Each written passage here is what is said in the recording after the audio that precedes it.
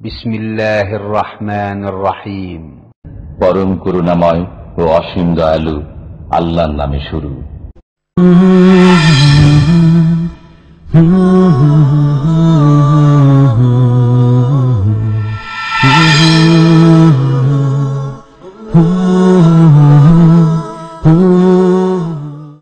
ومن أحسن قولا ممن دعا إلى الله وعمل صالحا وقال إنني من المسلمين.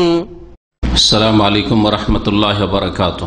إن الحمد لله نحمده ونستعينه ونستغفره ونعوذ بالله من شرور أنفسنا ومن سيئات أعمالنا.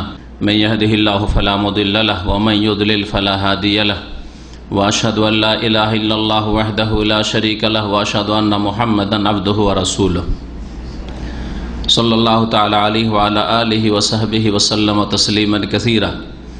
أما بعد فأعوذ بالله من الشيطان الرجيم. بسم الله الرحمن الرحيم. وما آتاكم الرسول فخذوه وما نهاكم عنه فانتهوا. মহান আল্লাহর সমস্ত প্রশংসা যে আল্লাহ পাক রব্বুল আলামিন আমাদের সৃষ্টি করেছেন এবং আমাদের হেদায়েতের জন্য কোরআনুল কারীম নাযিল করেছেন। সালাত এবং সালাম নাযিল হোক নবী মুহাম্মদ রাসূলুল্লাহ সাল্লাল্লাহু আলাইহি ওয়াসাল্লামের উপর, যার কথা, কাজ, আমল এবং অনুমোদন সবকিছু হচ্ছে আমাদের জন্য দিনের ক্ষেত্রে আসমানি নির্দেশ ওয়াহি, যেমন কোরআনে কারীম ওয়াহি। আল্লাহ রাব্বুল আলামিন যেমন কোরআনে কারীমকে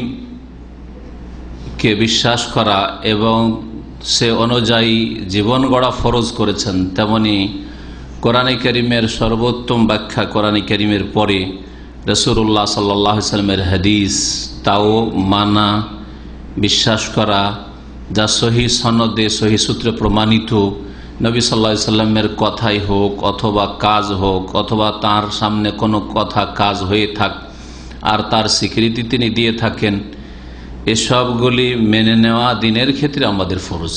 রাসূলুল্লাহ সাল্লাল্লাহু আলাইহি ওয়াসাল্লাম নিজের পক্ষ থেকে দিনের বিষয়ে, ইসলামের বিধিবিধানের বিষয়ে, আকীদাই হোক আর হুকুম আহকাম হোক, ইবাদত বন্দেগী হোক, হালাল হারাম হোক, কোনো ক্ষেত্রে নবী করিম সাল্লাল্লাহু আলাইহি ওয়াসাল্লাম নিজের পক্ষ থেকে কোনো কথা বলেননি।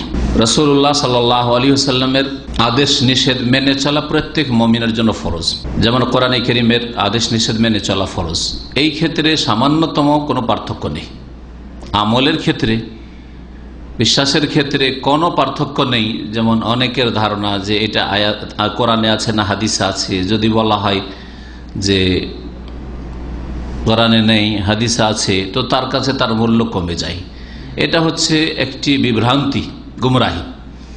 একজন মুসলিমের জন্য ওইভাবেই হাদিসের কথা মানা ফরজ যদি তা সহি সূত্রে প্রমাণিত হয়। যেমন কোরআনে কারীমের প্রতি ঈমান নিয়ে আসা, তা মানা ফরজ। মহান আল্লাহ ইরশাদ করছেন, ওমা আতাকুমুর রাসূল ফাখুযুহু ওমা নাহাকুম আনহু ফান্তাহু। রাসূল সাল্লাল্লাহু আলাইহি ওয়াসাল্লাম যা তোমাদেরকে দেন তা তোমরা গ্রহণ করো, যা দেন রাসূলুল্লাহ সাল্লাল্লাহু আলাইহি ওয়াসাল্লাম তা তোমরা গ্রহণ করো। ফাখুযু ওমা নাহাকুম আনহু ফান্তাহু, আর যা থেকে নিষেধ করেন তা থেকে তোমরা বিরত থাকো, বেঁচে থাকো। আজকে নবী করিম সাল্লাল্লাহু আলাইহি ওয়াসাল্লামের কিছু মূল্যবান মহান উপদেশ যা নবী করিম সাল্লাল্লাহু আলাইহি ওয়াসাল্লাম তার সাহাবায়ে কেরামদেরকে দিয়েছেন। নবী করিম সাল্লাল্লাহু আলাইহি ওয়াসাল্লামের এইরকম উপদেশ সবগুলি তার উপদেশ, কিন্তু বিশেষভাবে ওই হাদিসগুলি আজকে আপনাদের সামনে পেশ করব, যে হাদিসগুলিতে রাসূলুল্লাহ সাল্লাল্লাহু আলাইহি ওয়াসাল্লাম ওসিয়ত করেছেন। এই শব্দটি সাহাবায়ে কেরাম ব্যবহার করেছেন, অথবা বিশেষভাবে নির্দেশ। অধিকাংশ হাদিসগুলিতে ওসিয়ত শব্দটি ব্যবহৃত হয়েছে। নবী করিম সাল্লাল্লাহু আলাইহি ওয়াসাল্লামের সাহাবায়ে কেরামগণ বর্ণনা করেছেন, আমাকে রাসূলুল্লাহ সাল্লাল্লাহু আলাইহি ওয়াসাল্লাম এইরকম ওসিয়ত করেছেন, এইরকম উপদেশ দিয়েছেন। এই উপদেশগুলি শুধু সাহাবায়ে কেরাম রাদিয়াল্লাহু তাআলা আনহুম তাদের জন্য নয়, বরং প্রত্যেক মুসলিমের জন্য। এই উপদেশগুলিতে আমাদের দিন দুনিয়ার সার্বিক কল্যাণ রয়েছে। রাসূলুল্লাহ সাল্লাল্লাহু আলাইহি সাল্লামের যে কোনো কথা যদি আপনি মেনে চলেন, শুধু পারলৌকিক উপকারিতা নেই, আখিরাতের মওতের পরে শুধু ফায়দা আছে এমন কথা নয়। যেমন আখিরাতের ফায়দা উপকারিতা রয়েছে, তেমনি পার্থিব উপকারিতা রয়েছে।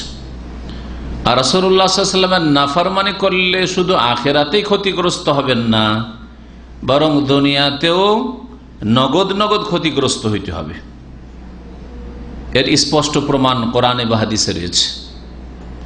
আমরা আমাদের জীবনে কত নাফরমানি করছি প্রতিদিন। চিন্তা করা উচিত আমাদেরকে যে রাসূলুল্লাহ সাল্লাল্লাহু আলাইহি সাল্লামের সাহাবায়ে কেরামগণ যারা জিহাদ ফি সাবিলিল্লাহ, ওহদের জিহাদে নবী করিম সাল্লাল্লাহু আলাইহি সাল্লামের সাথে এসেছেন আল্লাহর দুশমন কাফের মুশরিকদের বিরুদ্ধে জিহাদ করার জন্য, সেই সময় একটি কথা শুধু তারা অবহেলা করে পালন করেন নাই, অস্বীকার করে নয়, যুক্তি পেশ করে।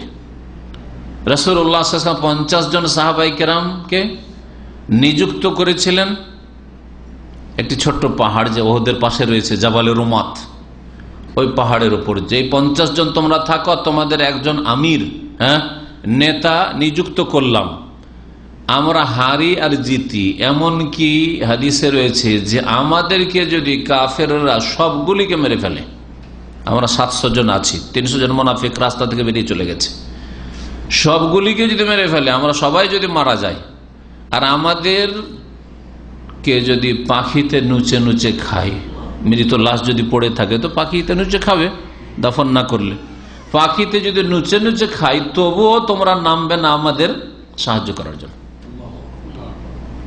এত শক্তভাবে সতর্ক করেছেন রাসূলুল্লাহ সাল্লাল্লাহু আলাইহি ওয়াসাল্লাম। কিন্তু যখন ওই 50 জন সাহাবী দেখলেন যে আমরা তো জিতেই গেছি, আমরা একটা কাফেরকে মারলাম না, তাড়াও করলাম না, অস্ত্র ধারণ করলাম না, শুধু পাহাড়ের উপর প্রস্তুত হয়ে দাঁড়িয়ে থাকলাম, আর কাফেররা রণক্ষেত্র জিহাদের ময়দান ছেড়ে পালিয়ে গেছে, আর মুসলিমরা আমাদের সাথী সঙ্গীরা তাদেরকে তাড়া করে অনেক দূরে চলে গেছে, এখন আর এই পাহাড়ের উপর বসে থাকার কোনো যুক্তি নেই। যুক্তিকে হাদিসের উপর প্রাধান্য দিয়েছিল তারা। আজকাল অনেকে যুক্তিকে রাসূলুল্লাহ সাল্লাল্লাহু আলাইহি ওয়াসাল্লামের কথা কাজের প্রাধান্য দিয়ে থাকে, তাদের জন্য বিশেষ করে এতে শিক্ষা রয়েছে। যুক্তিকে তারা নিজের যুক্তিকে রাসূলুল্লাহ সাল্লাল্লাহু আলাইহি ওয়াসাল্লামের আদেশ, আদেশ কি ছিল? আমরা হারি আর জিতি, যে কোনো অবস্থায় হোক না কেন তোমরা এখান থেকে নামবে না। নেমে গেল এই যুক্তি নিয়ে যে আমরা তো কিছুটা মারি, কিছু গনিমত আমরা হাসিল করে অংশ নিই, আর কিছু কাফেরকে মারি, তাদেরকে তাড়াই, বসে থেকে লাভটা কি এখানে পাহাড়ের উপর? আর এই শুধু যুক্তি, সরাসরি অস্বীকার তারা করে না মানতে। তারপরও কি হলো অবস্থাটা, যে জিতা জিহাদের ময়দান, হার যদি নাও বলি এটাই হচ্ছে সহি, তবে সুবহানাল্লাহ ক্ষতিগ্রস্ত হওয়াই এক রূপান্তরিত হয়ে গেল। জিতে যাওয়া জিহাদ, সেখানে সাহাবায়ে কেরামরা ক্ষতিগ্রস্ত হলেন, 70 জন শাহাদাত বরণ করলেন, শহীদ হয়ে গেলেন। অথচ এইরকম চিত্র ছিল না ওদের। একটা কথার নাফরমানি করার জন্য, একটা কথার নাফরমানি করার জন্য গোটা জিহাদের ময়দানে একটা কথার নাফরমানি শুধু করেছিল, আর 50 জনের ভুলের জন্য বাকি আরো যে 650 জন সকলে ক্ষতিগ্রস্ত। ওই 50 জন তো শহীদ হলেন, আরো যারা নিচে ছিল তারাও, এদের জন্য অন্যরা ক্ষতিগ্রস্ত। তাহলে বোঝা গেল যে আপনার বাড়িতে আপনি হয়তো পাপ করেন না, রসুলের নাফরমানি করেন না, আল্লাহর নাফরমানি করেন না, কিন্তু আপনার ছেলেরা নাফরমানি করে, আপনার মেয়েরা নাফরমানি করে, আপনার স্ত্রী আল্লাহর বিরুদ্ধাচরণ করে, পাপে লিপ্ত থাকে, আপনার মা বোন পাপে লিপ্ত থাকে, আপনি শিরক বিদআত করেন না, আপনার মা বোন শিরক বিদআত করে, আপনার বাপ শিরক বিদআত করে, ভাইরা শিরক বিদআত করে, একই অনেক খান আমোদ ফুর্তির সাথে সবকিছু পারিবারিক আর সামাজিক সবকিছুই চলছে। তো ওই পাপীদের কারণে, শিরককারী, বিদআতকারী, রাসূলের নাফরমান এবং যারা বেনামাজি, আধা নামাজি, নামাজে অবহেলা, হারামে লিপ্ত, সুদে, বিভিন্ন রকমের হারামে জড়িয়ে রয়েছে, তাদের কারণে ভালো মানুষরাও ক্ষতিগ্রস্ত হবে। যদি রাসূলুল্লাহ সাল্লাল্লাহু আলাইহি ওয়াসাল্লাম নিজে ক্ষতিগ্রস্ত হন তাদের কারণে, দাঁত শহীদ হলো আর মাথায় মোবারক জখম হলো, আহত হইল, হয়েছে না হয় নাই? এদের কারণে, এদের নাফরমানির কারণে। এক কথায় এই মূল্যবান উপদেশগুলি আপনাদের সামনে রাসূলুল্লাহ সাল্লাল্লাহু আলাইহি ওয়াসাল্লাম পেশ করার আগে এই কথা এই জন্য বললাম যে আমরা যেন জেনে শুনে রাসূলুল্লাহ সাল্লাল্লাহু আলাইহি ওয়াসাল্লামের নাফরমানির দুঃসাহসিকতা না দেখাই।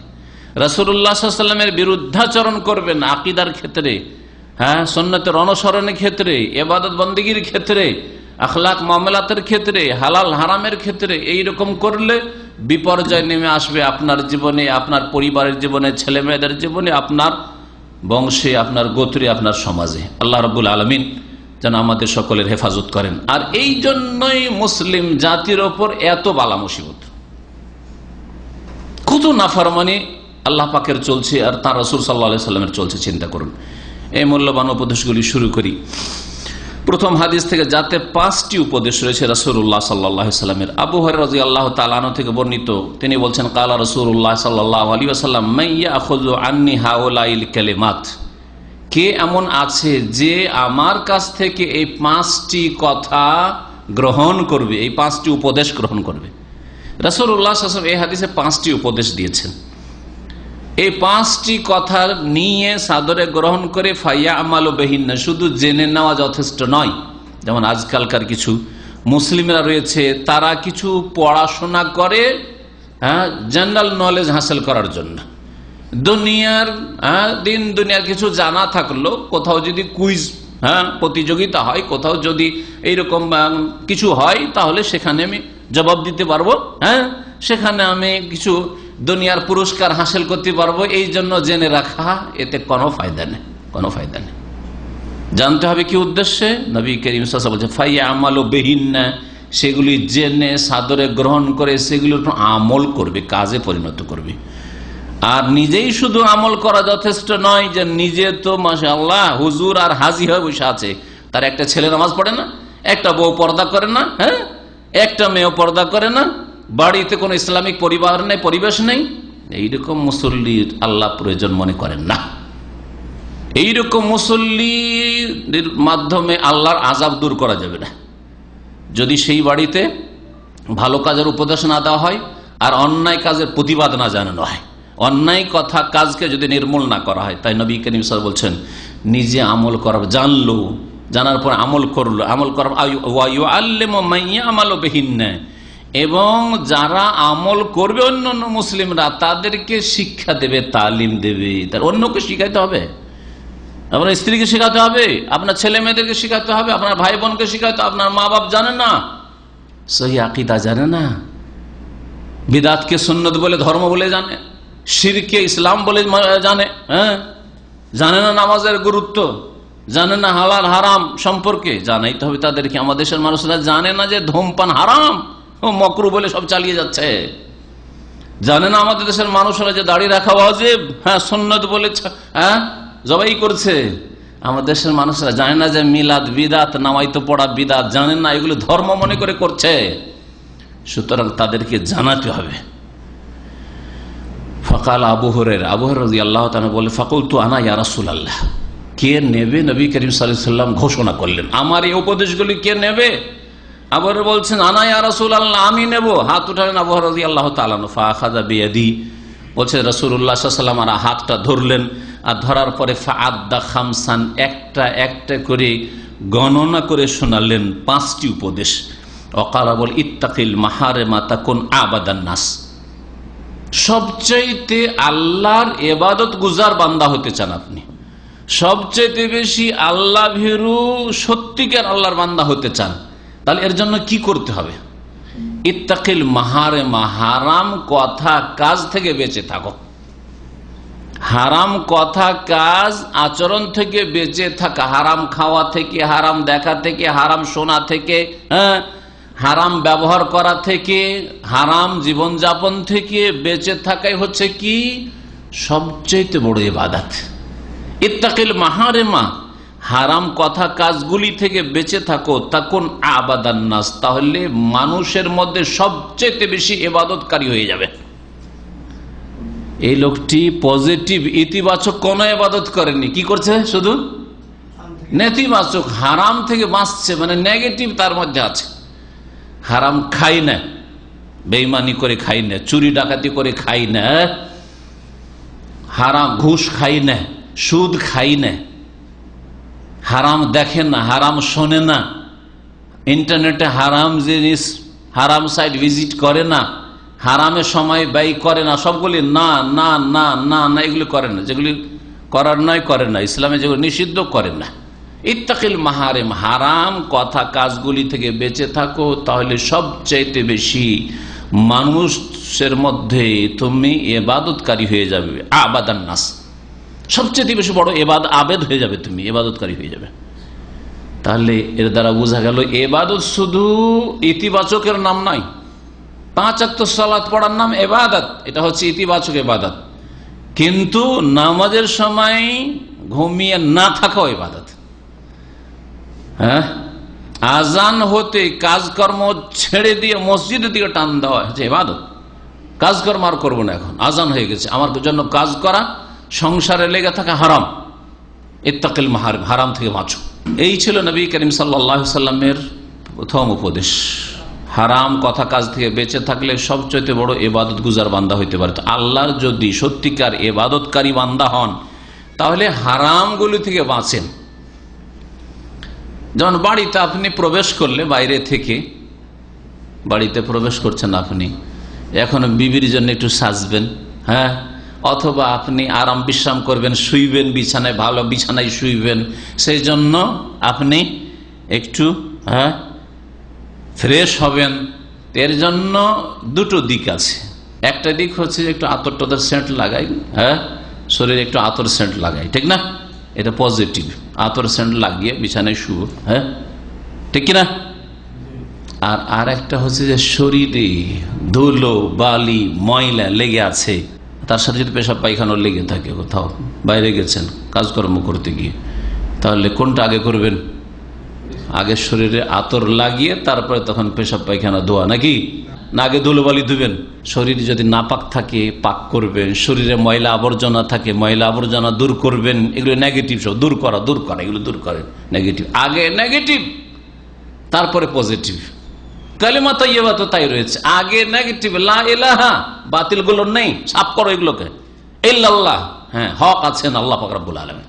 এই হাদিসের অংশ থেকে, উপদেশ থেকে জানতে পারলাম যে আমাদের জীবনে যেগুলো নেতিবাচক হারাম কথা কাজ, এগুলিতে আমরা জড়িয়ে নেই, হারাম জীবন যাপন করি না, এটা আমাদের বড় ইবাদত, এটা ইবাদত। যেমন ইতিবাচকগুলি আমাদের ইবাদত। 2 নম্বর উপদেশ রাসূলুল্লাহ সাল্লাল্লাহু আলাইহি ওয়াসাল্লাম, ওয়ারদা বিমা কাসামাল্লাহু লাকা তাকুন আগনান নাস। দুনিয়ার মধ্যে সবচেয়ে বড় ধনী হতে চাও, সবচেয়ে বড় ধনী হতে চাও, নবী করিম সাল্লাল্লাহু আলাইহি ওয়াসাল্লাম বলছেন। আজকাল যদি বলা, হ্যাঁ কি আবার ধনী হতে চায় না, সবচেয়ে বেশি ধনী হতে চায়। ধনী মানে পয়সার ধনী, হ্যাঁ, গাড়ি বাড়ি নারীর ধনী, হ্যাঁ, নেতৃত্বের ধনী, এই হচ্ছে ধনী। নবী করিম সাল্লাল্লাহু আলাইহি ওয়াসাল্লাম, ওয়ারদা বিমা কাসামাল্লাহু লাক, আল্লাহ তোমার ভাগ্যে যা জুটিয়েছেন, তোমার জন্য আল্লাহ ভাগ বন্টন করে তোমার নসিবে ভাগ্যে যা দিয়েছেন, তাতে তুমি সন্তুষ্ট হয়ে যাও, রাজি হয়ে যাও। আল্লাহ যে অবস্থায় রেখেছেন, আলহামদুলিল্লাহ আমি সুখে আছি। আল্লাহ যেই পয়সাটা দিয়েছেন তাতে আমি সন্তুষ্ট, যেই রকমই আমার সুস্থতা থাক তাতে আমি সন্তুষ্ট, যেই রকমই আমার সমাজে মান পজিশন থাক তাতে আমি সন্তুষ্ট, যেই রকমই আমার আর্থিক অবস্থা থাক, পারিবারিক অবস্থা থাক, যে কোনো দিক থেকে হোক না কেন, নিঃসন্তান, যে কোনো অবস্থায় হোক না কেন, আলহামদুলিল্লাহ আমি আমার ভাগ্যে আল্লাহ যা উঠেছে তাতে আমি সন্তুষ্ট, রাজি। ওয়ারদা বিমা কাসামাল্লাহু লাকা, আল্লাহ তোমার ভাগ্যে যা রেখেছেন জুটিয়েছেন তাতে তুমি যদি রাজি হয়ে যাও, তখন আগনান নাস, তাহলে সারা বিশ্বের মানুষের মধ্যে সবচেয়ে বেশি অভাব মুক্ত হয়ে যাবে, সবচেয়ে বেশি অভাব মুক্ত। আমার অপরের টাকা পয়সা গাড়ি বাড়ি দেখে লাভটা কি, অন্যদিকে দেখে লাভ কি? আল্লাহ যা আমাকে দিয়েছেন তাতে আলহামদুলিল্লাহ আমি খুশি আছি।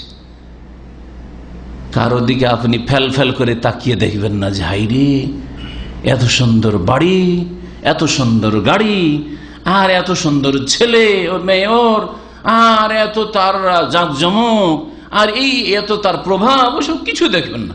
আল্লাহ যা আমাকে দিন আলহামদুলিল্লাহ। সবচেয়ে বেশি অভাবমুক্ত হয়ে যাবেন যদি আল্লাহ যা ভাগ্যে জোর তাতে রাজি হইতে পারেন, নিজেকে রাজি করতে পারেন, পরিতুষ্টি।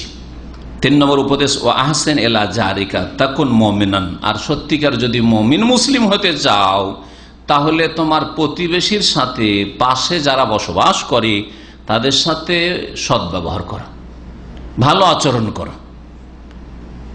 নবী করিম সাল্লাল্লাহু আলাইহি ওয়াসাল্লাম বলেছেন আর এক হাদিসে, ওয়াল্লাহি লা ইউমিনু, ওয়াল্লাহি লা ইউমিনু, আল্লাহর কসম করে বলছি, আল্লাহর কসম করে বলছি, আল্লাহর কসম করে বলছি, লা ইউমিনু, মুমিন হইতে পারবে না, মুমিন মুসলিম হইতে পারবে সত্যিকার অর্থে। কি লাওমান ইয়া রাসূলুল্লাহ, সাহাবীরা জিজ্ঞেস করলেন কেউ যে হে আল্লাহর রাসূল, কে মুমিন মুসলিম হইতে পারবে না?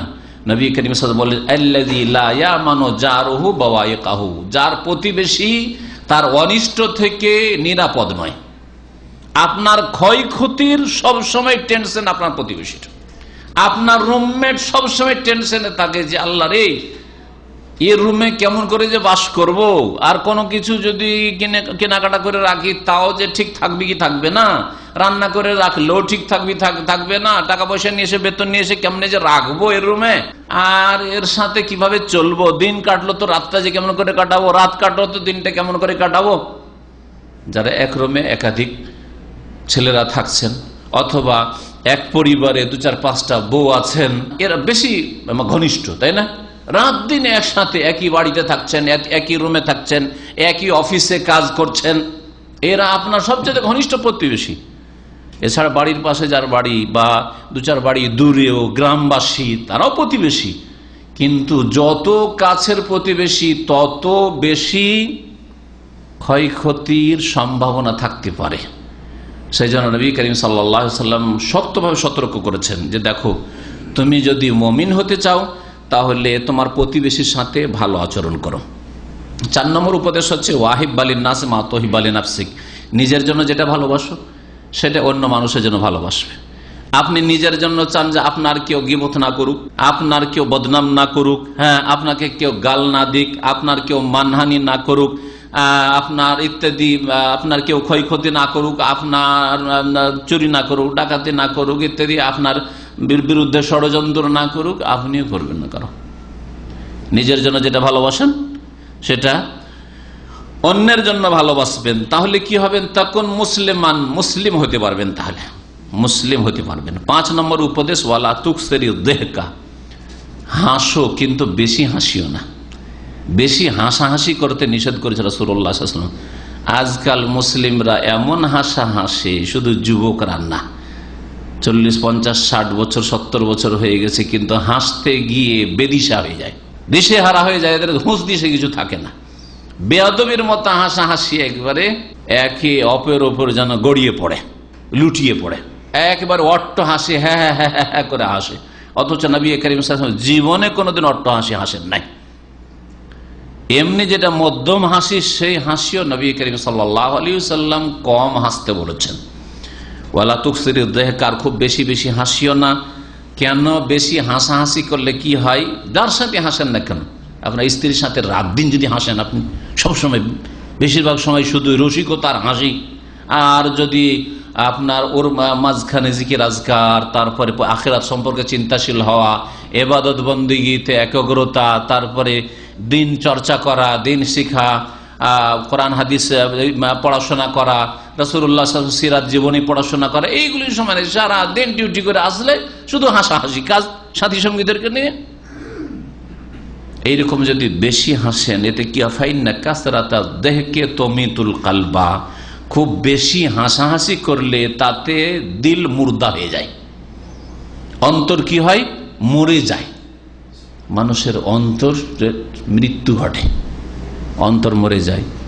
যেমন মানুষের দেহ মারা যায়, যখন আত্মাটা বেরিয়ে চলে যায়, তেমনি মানুষের হৃদয় মরে যায় যখন মানুষ খুব বেশি বেশি হাসাহাসি করে।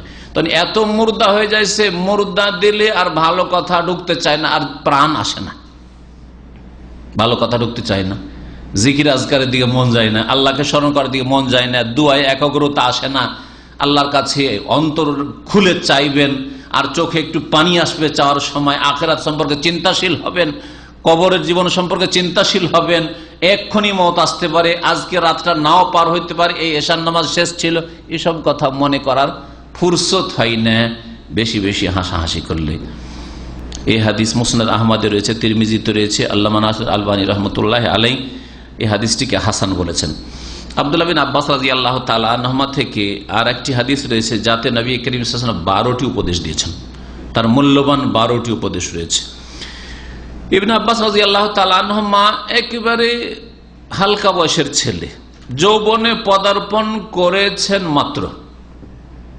কুনতু খালফা রাসূলুল্লাহ সাল্লাল্লাহু আলাইহি ওয়াসাল্লাম ইয়াওমান, বলছেন আমি রাসূলুল্লাহ সাল্লাল্লাহু আলাইহি ওয়াসাল্লামের পেছনে একদিন তার বাহনে চেপেছিলাম। ফাকালা ইয়া গোলাম, হে বৎস, ইন্নী ওয়াল্লিমুকা কালিমাত, আমি তোমাকে কয়েকটি কথা শিখিয়ে দেব। নবী করিম সাল্লাল্লাহু আলাইহি সাল্লাম প্রত্যেকটি উপদেশের প্রথমখানে ভূমিকা স্বরূপ, যাতে করে মনোযোগী হয় শ্রোতা, সেই জন্য তার একটা ভূমিকা প্রথম পেশ করেছেন। প্রথমখানে শুরু করে দেন, দেখো এই কথা শোনো, শোনো বলে শুরু করে দিলেন, এক একটা করে উপদেশ শুরু করে দেন, এরকম করেননি। ইন্নী ওয়াল্লিমুকা কালিমাত, এটা হচ্ছে বলার ভঙ্গিমা, আমি আপনাদেরকে কয়েকটি কথা বলতে চাই। সকলে কিন্তু সজাগ, তাই না, মনোযোগী। এখন নবী করিম সাল্লাল্লাহু আলাইহি ওয়াসাল্লাম বলছেন যে ইয়া গোলাম, হে বৎস, হে ছেলে, ইন্নী ওয়াল্লিমুকা কালিমাত, আমি তোমাকে কয়েকটি কথা শিখিয়ে দেব। 12টি কথা রয়েছে এই হাদিস। ইহফাজিল্লাহ ইয়াহফাজক, আল্লাহর হকের হেফাজত করো। আল্লাহর যে অধিকার রয়েছে তোমার ওপর, আল্লাহর যে প্রাপ্য রয়েছে তোমাকে আদায় করতে হবে, এই আল্লাহর হক অধিকার প্রাপ্যের তুমি হেফাজত করো, সুরক্ষা করো। তাহলে আল্লাহ কি করবেন? তার বদলা স্বরূপ ইয়াহফাজকা, তোমার হেফাজত করবেন। আল্লাহর হকের সুরক্ষা করেন, আল্লাহ আপনাকে আমাকে সুরক্ষা দেবেন।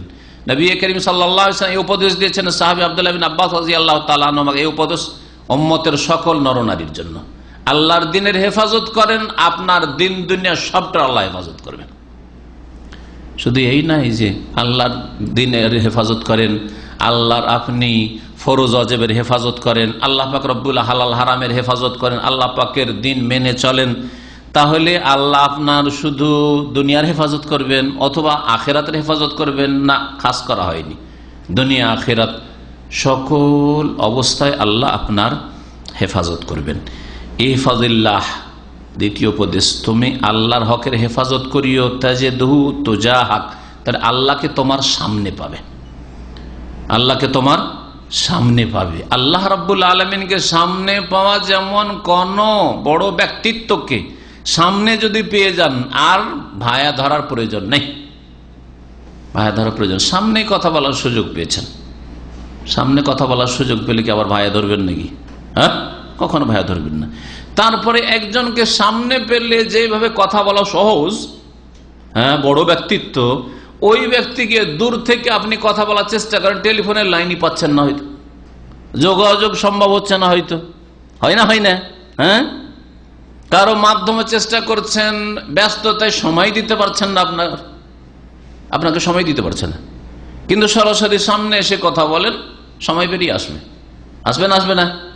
এটা যদি মানুষের ক্ষেত্রে হয়, একটা মাখলুকের ক্ষেত্রে, আমার আবার আপনার ক্ষেত্রে যদি এরকমটা হয়, তাহলে রব্বুল আলমিনের ক্ষেত্রে আপনি কি বলতে পারেন? আল্লাহর হকের হেফাজত করেন, আল্লাহ রব্বুল আলমের দিনের হেফাজত করেন, আল্লাহ রব্বুল আলমিন যা আপনাকে আদেশ নিষেধ করেছেন, যে উদ্দেশ্যে আল্লাহ সৃষ্টি করেছেন, তার সুরক্ষা করেন, তাহলে আল্লাহকে সামনে পাবেন, সামনে পাবেন। যা চাইবেন আল্লাহ রব্বুল আলমীর কাছে আল্লাহ পাক রব্বুল পূরণ করবেন। সামান্য কথা নয়, আল্লাহর দিনের হেফাজত করেন আর আল্লাহর কাছে চান। আপনি আপনার জীবন সম্পর্কে সজাগ হন যে আমার দ্বারা কোন নাফরমানি জেনে শুনে হয় না, আর তারপর আল্লাহর কাছে চান, আল্লাহ দেন কিনা দেখেন। 3 নম্বর উপদেশ, ইজা সাআলতা ফাসআলিল্লাহ, যখন তুমি চাইবে কোনো কিছু তো মানুষের কাছে চেও না, ফাসআলিল্লাহ, আল্লাহর কাছে চাও, আল্লাহর কাছে চাও। এই অভ্যাসটা করে নেন। আপনার চাওয়া পাওয়ার প্রয়োজন, আপনি আল্লাহর কাছে চান। মানুষের কাছে চাইলে মানুষ অসন্তুষ্ট হয়, মন খারাপ করে, মাথার বোঝা হয়ে উঠেন আপনি। কি রে, বারবার করে চাই, শুধুই ধার চাই অথবা সাহায্য চাই। ভিক্ষুক বা অভাবী অনেক সময় সাহায্য চাই, আবার অনেক আছে সাময়িক হয়তো একটু অভাব দেখা দিয়েছে, সেই জন্য ধার কর্জা চাই। মাথার বোঝা হয়ে দাঁড়ান আপনি যদি কারো কাছে চান তাহলে। কিন্তু রব্বুল আলমীর কাছে চাইলে আল্লাহ আরো খুশি হন, রব্বুল আলমীর কাছে না চাইলে রব্বুল আলমী অসন্তুষ্ট হন। আল্লাহর কাছে না চাইলে আল্লাহ অসন্তুষ্ট হন, আর মানুষের কাছে চাইলে অসন্তুষ্ট হয়। আপনি চেয়ে দেখেন, কোন মানুষের কাছে কিছু চেয়ে দেখেন, যদি চক্ষু লজ্জায় দেয় তারপরেও বিরক্তি বোধ করে, হয়তো তারপরে চিন্তা করে যে কে দেব, দিবে কি দিবে না, টাইম মতো সময় মতো পাবো কি পাবো না, হঠাৎ করে আমার প্রয়োজন পড়তে পারে, অথবা একে দিয়ে আমার লাভটা কি, আজকাল তো সবাই নগদ নগদ দিলে ওর কাছে একটা স্বার্থ রাখে, যদি এর হেল্পই করি তো এর কাছ থেকে আমার কি আশা আছে, পাবোই বাকি। কিন্তু আল্লাহ আমার কাছে আপনার কাছে কোনো আশা রাখেন? মানুষ প্রত্যেকে দুনিয়ার একটা না একটা স্বার্থ রাখে, কোন স্বার্থ যদি না থাকে সোনামের স্বার্থ রাখে। এই লোকটার সাথে যদি ভালো ব্যবহার করি, উপকার করি, তো লোকটা কমপক্ষে আমার অনিষ্ট করবে না, বেশি কিছু উপকার না করতে পারলে আমার ক্ষতি করবে না, আমার ক্ষেত্রে তার মনে একটা দুর্বলতা থাকবে, ইত্যাদি ইত্যাদি আছে না নেই? কিন্তু রব্বুল আলামিনের ক্ষেত্রে এসব কিছুই নেই। রব্বুল আলামিন একমাত্র বিনা কোনো স্বার্থে খেতে দেন, সমস্ত নিয়ামত দান করেন, সবকিছু দেন, আল্লাহর কোনো স্বার্থ নেই। তোমরা ইবাদত করো, তার ফায়দাও তোমাদের। মা উরিদু মিনহুম বিরিজকিন, তোমাদেরকে ইবাদতের জন্য সৃষ্টি করেছি, কিন্তু তোমাদের কাছে কিছু চাই না আমি। ওমা উরিদু আইয়ুতামুন, খাবারও চাই না, রিজিকও চাই না, বরং আল্লাহই রাজ্জাক, তোমাদেরকে রিজিক দান করে থাকে। নবী করিম সাল্লাল্লাহু আলাইহি ওয়াসাল্লাম এই হাদিসের 4 নম্বর উপদেশ, ওয়াইজাস্তানতা, যখন সাহায্য চাইবে, যদি কারোর কাছে সাহায্য চাইতে হয়, মানুষের কাছে সাহায্য চেয়েও না। কার কাছে সাহায্য চাও? ফাস্তাইন বিল্লাহ, একমাত্র আল্লাহর কাছে সাহায্য চাও। সূরা ফাতিহাতে এই শিক্ষাই দেওয়া হয়েছে, ইয়াকা না'বুদু ওয়া ইয়াকা নাস্তাইন, হে আল্লাহ একমাত্র তোমারই ইবাদত করি, আর কারো ইবাদত করি না।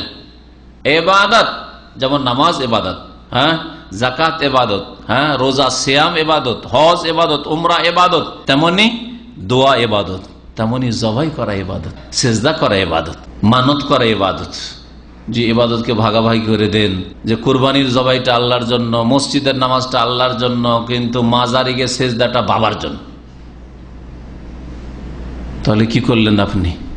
আল্লাহর ইবাদত আল্লাহর সৃষ্টিদেরকে দিয়ে দিলেন, আল্লাহর সৃষ্টিদেরকে দিয়ে দিলেন, যে সৃষ্টি নিজেকে কিছু দিতে পারে না, নিজেকে কিছু দিতে পারে না। আপনি একটু চিন্তা করে দেখুন, একজন মানুষ যখন মারা যায়, এমন কোনো পার্থক্য আছে কি যে আপনার বাপ যখন মারা গিয়েছিল, মা মারা গিয়েছিল, তখন আপনার বাপ মা আর নড়াচড়া করতে পারতো না, আপনারা গোসল দিয়েছেন, আর গোসল দেওয়ার পরে কাফন দিয়েছেন, দাফন করেছেন, সবকিছু আপনারা করেছেন।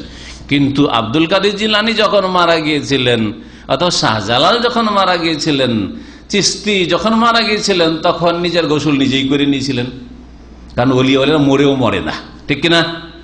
নিজের গোসল নিজেই করে নিয়েছিলেন, নিজের কাফন নিজেই পরে নিয়েছিলেন, নিজের কবরে নিজেই আত্মগোপন করেছেন, নেমে গিয়েছিলেন, আর তারা মারাই যায়নি। এমনটা কি না? একই অবস্থা ছিল, কোনো পার্থক্য ছিল?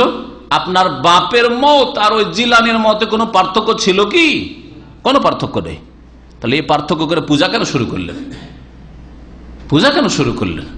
যারা নিজেকে একটা কাপড় পরাইতে পারেন না, হ্যাঁ, মানুষ মারা যাওয়ার পরে জিলানি হোক আর চিস্তি হোক, তার শরীরে কাপড় পরালে পড়তে পারবে, আর খুলে নিলে তার ক্ষমতা নেই যে কাপড়টা ধরে থামাইতে পারে, তাহলে তার কি করে পূজা হইতে পারে? তাকে কি করে সেজদা দিতে পারেন? তার কাছে কি করে ছেলে মেয়ে আর রোগের আরোগ্য তলব করতে পারেন? আপনি কত বড় মুশরিক! আপনি আল্লাহ শিখাচ্ছেন সূরা ফাতিহা, ইয়াকা না'বুদু, আল্লাহ একমাত্র তোমারই ইবাদত করি, ওয়া ইয়াকা নাস্তাইন, আরে একমাত্র তোমার কাছেই কি করি? সাহায্য চাই। নাস্তাইন, ইস্তেআনা করি, সাহায্য কামনা করি, একমাত্র তোমার কাছেই মদত তলব করি, আর কারো কাছে মদত চাই না। কতবার ওয়াদা করছেন বলুন তো? দিনে যারা 5 ওয়াক্ত নামাজি, 17 রাকাত ফরজে 17 বার, আর 12 রাকাত, আর বাকি নামাজগুলি মিলান, বেতন মিলান, তাহাজ্জুদ পড়ে তাহাজ্জুদ মিলান, তাহাজ্জুদ মিলালে 40 রাকাত কমপক্ষে হয়ে যায়। তাহলে 40 বার করে, 40 রাকাতে 40 বার করে দিনে আল্লাহর সাথে ওয়াদা করেছেন, ইয়াকা না'বুদু ওয়া ইয়াকা নাস্তাইন, আল্লাহ তোমারই ইবাদত করি, আর কারো ইবাদত করি না। তোমার ইবাদতে ভাগাভাগি করি না, ভাগ বসায় না জিলানি চিস্তির কারো ভাগ বসায়, দরগারও ভাগ বসায় না, দুর্গারও ভাগ বসায় না। আর তোমার কাছে সাহায্য চার, কারো কাছে সাহায্য চাই না। আবার মনে করেন যে ওলি আউলিয়া বুজুর্গারে দিন, তারা তাদের সুদৃষ্টি থাকলে দুনিয়া আখেরাতে সুখী হয়ে যাব, তারা জান্নাতে নিয়ে যাবে। পীর না ধরলে কে জান্নাতে নিয়ে যাবে? পীর না ধরলে কে মওতের সময় ঈমান রক্ষা করবে? তারাই নাকি ঈমান রক্ষা করে। এসব হচ্ছে শিক্ষা, শিরকি শিক্ষা। যখন চাইবে ফাস্তাইন বিল্লাহ, সাহায্য চাইবে একমাত্র আল্লাহর কাছে সাহায্য চাও। ওয়ালাম, আর শুনে রাখো তোমার ভালো মন্দের মালিক আল্লাহ ছাড়া আর কেউ নয়। এই শিক্ষা দিচ্ছেন। তকদির একমাত্র আল্লাহর হাতে। আপনার ভাগ্যে যদি কিছু থাকে সারা দুনিয়া সেটা কমাতে পারে না, আর ভাগ্যে যদি না থাকে সারা দুনিয়া এক হয়েও দিতে পারে না, সামান্য কিছু দিতে পারে না। এই মর্মে নবী করিম সাল্লাল্লাহু আলাইহি ওয়াসাল্লাম উপদেশ, ওয়ালাম আন্নাল উম্মাতা লাউ ইজতামাত আলা ইয়ানফাউকা বিশাইইন লাম ইয়ানফাউকা ইল্লা বিশাই কাদ কাতাবাহুল্লাহু লাক। আর শুনে রাখো যে সারা বিশ্বের সমস্ত মানুষ যদি কোনো বিষয়ে তোমার উপকার করতে চায়, লাম ইয়ানফাউক, তাহলে উপকার করতে পারবে না, ইল্লা বিশাইইন, তবে ততটুকুই উপকার করতে পারে, কাদ কাতাবাহুল্লাহু লাক, যেটা আল্লাহ তোমার জন্য লিখনি রেখেছেন। আল্লাহর লিখনির বিপরীত কিছু করতে পারবেন। আল্লাহ যদি লিখে রাখেন তাহলে সেটাই দিতে পারবে, না হলে সারা বিশ্ব। আন্নাল উম্মাহ বলছেন, চিন্তা করুন, যে উম্মতের মধ্যে মুহাম্মদ রাসূলুল্লাহ সাল্লাল্লাহু আলাইহি ওয়াসাল্লাম এই উম্মতের প্রথম, আর যে উম্মতের মধ্যে আবু বকর, ওমর, ওসমান রয়েছেন, আশরা মুবাশশারা রয়েছেন, তাহলে পীরদের জীবনীতে যে রয়েছে, যে দেখা গেল যে মুরিদের লহে মাহফুজ পর্যন্ত কাশফ হয়ে গেল পীরের, আর দেখলো যে এই লোকের, এই মুরিদের ভাগ্যে কোনো সন্তান সন্ততি ছেলে মেয়ে নাই, কাশফে ওটাও দেখে ফেললো, কিছু নেই। আর তারপরও পীর সাহেব বলল যে না, আমার এই মুরিদকে দিতেই হবে, যদিও লহে মাহফুজের ভাগ্যলিপিতে নেই, দিতেই হবে। তারপরে দিয়ে দিল ছেলে। এই ঘটনা আমি নিজে পড়েছি পীরদের জীবনীতে। এদের ইসলাম বা কোনটা ইসলাম? আর রাসূলুল্লাহ সাল্লাল্লাহু আলাইহি ওয়াসাল্লাম নিয়ে আসা এই হাদিসের ইসলাম কোন ইসলাম? আপনি এখন কোনটা ইসলাম মানবেন? দেখেন, নবী তো বলছেন সারা বিশ্বের সমস্ত উম্মত, আন্নাল উম্মাতা, সমস্ত উম্মত যদি তোমার উপকার করতে চাই, তাহলে তোমার ভাগ্যে লিখা ছাড়া কোনো উপকার করতে পারে না। যদি আল্লাহ ভাগ্যে লিখে রাখে যে ওর মাধ্যমে এই কাজটা হবে, তাহলে যেটুকু মানুষের ক্ষমতা আছে কারো মাধ্যমে কিছু উপকার হইতে পারে। কিন্তু আল্লাহ যদি লিখে না রাখেন, কোনো শক্তি কিছু করে দিতে পারে না। আরো বলছেন নবী করিম সাল্লাল্লাহু আলাইহি ওয়াসাল্লাম, আরো শুনে, ওয়ালা বিজতামা আলা ইয়াদুরুকা বিশাই, উপকার না অপকার করার জন্য, ক্ষতি করার জন্য উঠে পড়ে লেগেছে সারা বিশ্ব, সারা দুনিয়া ক্ষতি করার জন্য, ধ্বংস করার জন্য উঠে পড়ে লেগেছে। নবী করিম সাল্লাল্লাহু আলাইহি ওয়াসাল্লাম বলছেন, লাম ইয়াদুরুকা বিশাই, কোন রকম ক্ষতি করতে পারবে না, ইল্লা বিশাইইন কাদ কাতাবাহুল্লাহু আলাইকা, তবে অতটুকুই ক্ষতি করতে পারবে যতটুকু আল্লাহ তোমার সম্পর্কে লিখে রেখেছেন। তকদিরে যদি লিখা থাকে তাহলেই সেই ক্ষতিটা হতে পারে। রফিআতিল আকলাম, তকদিরের কলম লিখে, তকদিরটা লিখার পরে কলমকে উঠিয়ে নেওয়া হয়েছে। কলমকে কি করা হয়েছে? উঠিয়ে নেওয়া হয়েছে। ওয়াজাফাতিস সুহুফ, আর যে ভাগ্যলিপি আছে সে ভাগ্যলিপির কালি শুকিয়ে গেছে, মানে লিখার পরে কালি শুকিয়ে গেছে। হাদিস মুসনাদ আহমদের, তিরমিজির আল্লামা নাসির আলবানী হাদিসটিকে সহিহ বলেছেন। আর মুসনাদ আহমদে আরো অতিরিক্ত কয়েকটি উপদেশ রয়েছে। এই ছিল এই হাদিসে 6টি উপদেশ। 7 নম্বর উপদেশ, ইহফাজিল্লাহ তাজিদহু আমামাক, এই অর্থে এর আগে এসছে, ইহফাজিল, আল্লাহর হকের হেফাজত করো তো আল্লাহকে সামনে পাবে। এই কথাটি অন্য ভাষা তো জাহাকা দিয়ে চলে এসছে। তারপরে 7 নম্বর উপদেশ, তাআররাফ ইলাল্লাহি ফির রাখা ইয়ারিফকা ফিশ শিদ্দা, তুমি যখন সুখের অবস্থায় থাকবে তখন আল্লাহকে চিনিও।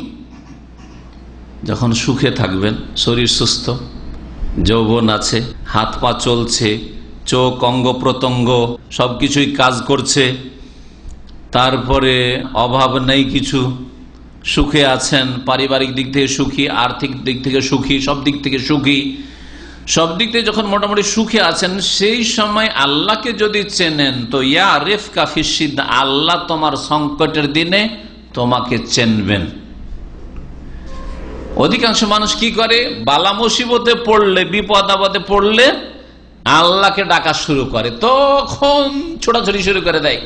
ছুটলো ওমরা করতে, হ্যাঁ, রোজা রাখবো, আল্লাহ বালা মুসিবত তুমি দূর করে দাও, আমি 3টা রোজা রাখবো, আমি গরিব মিসকিনকে আমি একটা খাসি জবাই করে খাওয়াবো, এই করব সেই করব। বালা মুসিবতে পড়লে তখন অনেক কিছুই করে এবং করার অঙ্গীকার করে, কিন্তু সুখের সময় যখন সুখে থাকে, সচ্ছলতায় থাকে, অভাবমুক্ত থাকে, ইন্নাল ইনসানা লা ইয়াতগা আর রাআহু ইসতাগনা, মানুষের বদচরিত্র হচ্ছে, বদ স্বভাব হচ্ছে যে সীমা লঙ্ঘন করে। আল্লাহ বলছেন আম্মা পারার একটি সূরার অংশে, কি করে? ইন্নাল ইনসানা লা ইয়াতগা, মানুষের খারাপ চরিত্র হচ্ছে যে লা ইয়াতগা, বাড়াবাড়ি করে, সীমা লঙ্ঘন করে। কখন? আর রাআহু ইসতাগনা, যখন নিজেকে দেখতে পাই যে আমি অভাব মুক্ত হয়ে গেছি, আর কোনো অসুবিধা নেই। বড় দুঃখ লাগে আমাদের বাংলাভাষী পরিবারগুলোকে, যারা দাম্মামে আছেন, এরা যখন আল্লাহর এই নিয়ামতটা পেয়েছে, যে নিয়ামত থেকে অনেক ভাইরা, ব্যাচেলর ভাইরা বঞ্চিত রয়েছে, তাদের হয়তো পেশা আর দুর্বলতার কারণে, অথবা তাদের আর্থিক দুর্বলতার কারণে, বা আইনগত সমস্যার কারণে, অনেকের পেশা ঠিক আছে, আলহামদুলিল্লাহ বেতনও ঠিক আছে, কিন্তু আইনগত সমস্যায় ভিসা বন্ধ, যার ফলে পরিবার নিয়ে আসতে পারেন না। আপনি একটু আল্লাহর শুকরিয়া আদায় করেন, আজকে পরিবার সাথে পেয়েছেন, তো বৃহস্পতিবারে একটা দিন অথবা শুক্রবারে একটা দিন ইসলামিক সেন্টার আসার তৌফিক হয় না। কিন্তু এরা দাওয়াত খেতে যায় কোথায় জানেন? দাম্মাম থেকে জোবাইল দাওয়াত খেতে যায়, এটা হালকা হইল, আলহাসা পর্যন্ত দাওয়াত খেতে যায় বৃহস্পতিবারে শুক্রবারে। এরা, আমার কাছে খবর আছে, আলহাসা থেকে জোবাইলে দাওয়াত খেতে যাচ্ছে, আর তার রাস্তায় দুর্ঘটনা ঘটেছে, 1-2 বছর আগের ঘটনা। জি হ্যাঁ, তো এরা পার্টি হলে সুবহানাল্লাহ, আমাকে যদি এখান থেকে খোবার দাওয়াত দেয় মাত্র 15-20 কিলোমিটার, এটাকে আমি অনেক কস্টলি মনে করি, যে 250 গ্রাম ভাত খাওয়ার জন্য আমি 20 কিলোমিটার যাবো, 20 কিলোমিটার আসবো, এটা আমার জন্য কষ্টকর। আর এরা 100, 150, 200 কিলোমিটার শুধু পার্টি খাওয়ার জন্য, পার্টির জন্য চলে যায়। এদের কি করনি? সে বিচে ডাকেন ধুমধাম করার জন্য, আর বেহায়া বেপরদা হয়ে অবাধ মেলামেশার জন্য, বৈশাখী মেলার জন্য দেখেন ভিড় ভাড়ে। এদের পন্তা ভাত খাওয়ার জন্য ডাকেন, এদের ইলিশ মাছ খাওয়ার জন্য ডাকেন, হিন্দু সভ্যতাকে জাগ্রত করে সৌদি আরবকে নাপাক করার জন্য ডাকেন। দেখেন এরা নাপাক করার জন্য প্রস্তুত হয়ে রয়েছে, কিন্তু এদের দিন শিখার জন্য ডাকেন, সময় হয় না, এদের সময় হয় না। আল্লাহ যখন এই নিয়ামত ছিনিয়ে নেবে তখন বুঝে আসবে। এদের বাসাদের 1000 ফ্যামিলি আছে বাংলাদেশ স্কুলের পাশে, 1000 ফ্যামিলি। আমাদের কয়েক ভাই বলল, সেখানে আমাদের মাসিক প্রোগ্রাম হয়, সেখানে 5টা পরিবারের অভিভাবক ছাড়া 10টা আসে না। 1000-এর মধ্যে যদি 10 ভাগের 1 ভাগ ওসরও, আল্লাহ জাকাত ওসর, আরে ওসরও যদি হইতো তো কতটি হইতো? 100টা হইতো, পরিবার হতো, আরে 100টা লোক আসতো। আরে চলো নিসফুল ওসর, 20 মনে 1 মন, 20 মনে 1 মন দিলেও তো 50টা পরিবার আসতো, 50টা পরিবারে ওই স্বামীরা আসতো আর ছেলে মেয়ে আসতো। 5টা লোক আসে না। আমাদের ব্যাচেলর ভাইয়েরা, এরাই ওখানে গিয়ে হাজির হয়, যে কোন রকম করে সেখানকার প্রোগ্রামটা মানিয়ে যায়। আল্লাহ পাকের নিয়ামতের এগুলি শুকরিয়া না নিয়ামতের সাথে কুফরি? নবী করিম সাল্লাল্লাহু আলাইহি ওয়াসাল্লাম বলছেন, তাআরাফ আলাল্লাহ ফির রাখা, সুখের সময় যখন থাকবে তখন আল্লাহকে চিনিও, আল্লাহর দিনকে চিনিও, আল্লাহর দিন শিখিও, কোরআন হাদিসের কথা শিখিও, তাওহীদ সুন্নাতের কথা শিখিও। বাংলাদেশে গেলে কখনো শিখতে পারবে না, ভারতে পাকিস্তানে গেলে কখনো শিখতে পারবে না, সে শিরক বিদআত ভরা দেশে।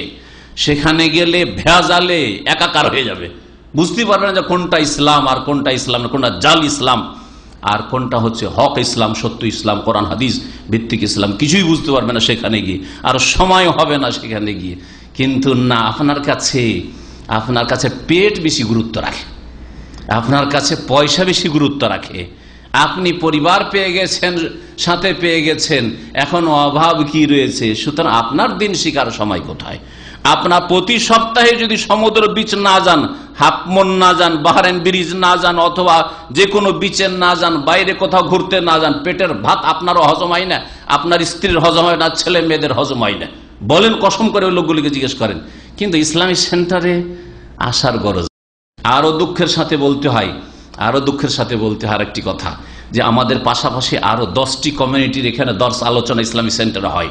তাদের দেখি ইন্ডোনেশিয়াদের আরামকোর ডাক্তার ইঞ্জিনিয়াররা তারা এখানে দর্শে নিয়মিত দর্শে আরামকো থেকে এখান থেকে 20 কিলোমিটার দূর থেকে তারা এখানে আসে।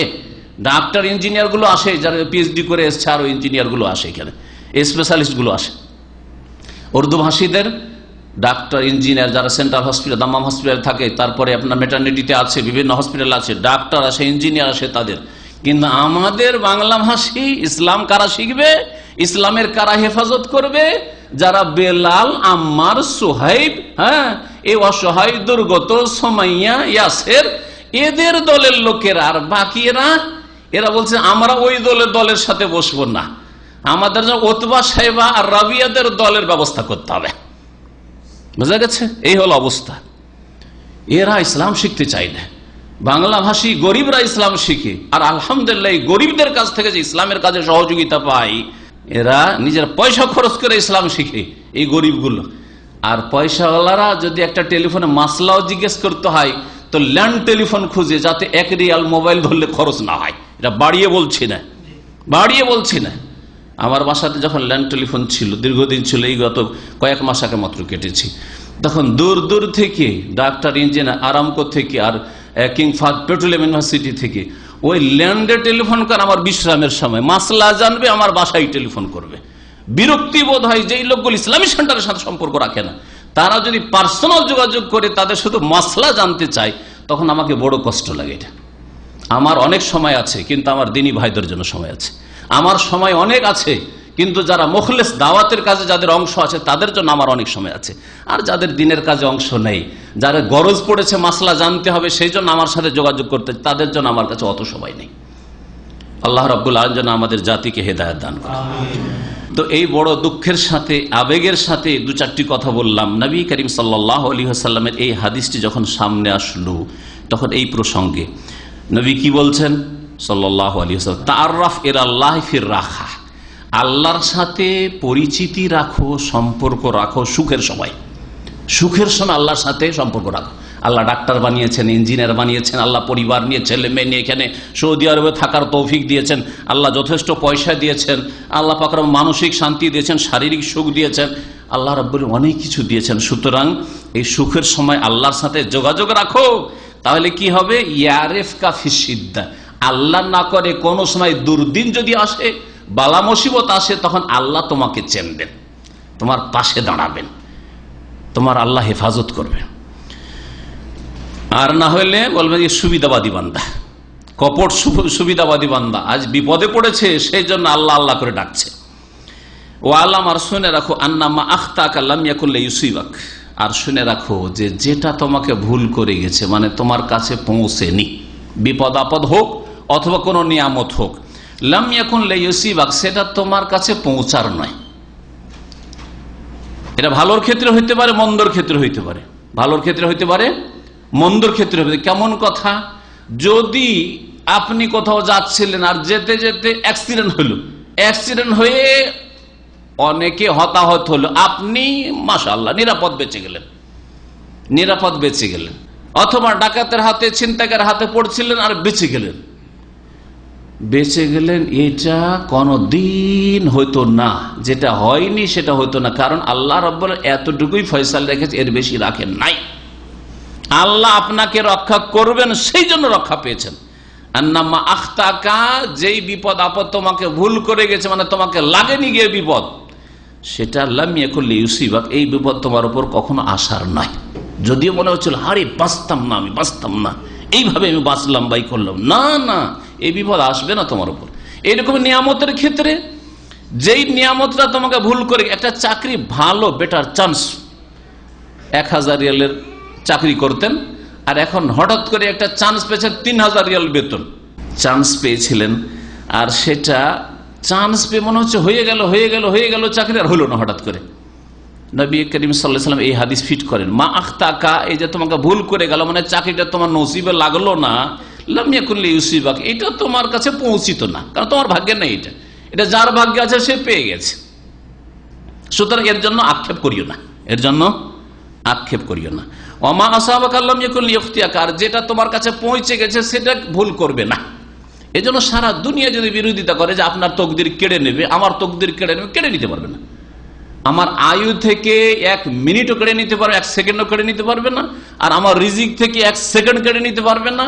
আর আমার এলেম থেকে একটা দানা কেড়ে নিতে পারবেন, আর রুজি থেকে কেড়ে নিতে পারবেন, আমার মান সম্মান থেকে কেড়ে নিতে পারবেন। এটা প্রত্যেকের ক্ষেত্রে মনে রাখবেন। 10 নম্বর উপদেশ, ওয়ালাম আন্নান নাসরা মা'আস সাবর। আর সাহায্য নেমে আসে ধৈর্যের সাথে, অর্থাৎ অধৈর্য হলে আল্লাহর সাহায্য নেমে আসে না। সুতরাং ধৈর্য ধারণ করা, যখনই সাহায্যের প্রয়োজন রয়েছে ধৈর্য ধারণ করুন, আল্লাহ পাক সাহায্য করবেন। তারপরে 11 নম্বর উপদেশ নবী সাল্লাল্লাহু আলাইহি ওয়াসাল্লাম, আন্নাল ফারাজা মা'আল কারবি। আর মুসিবতের সাথেই মুসিবত দূরীভূত হয়।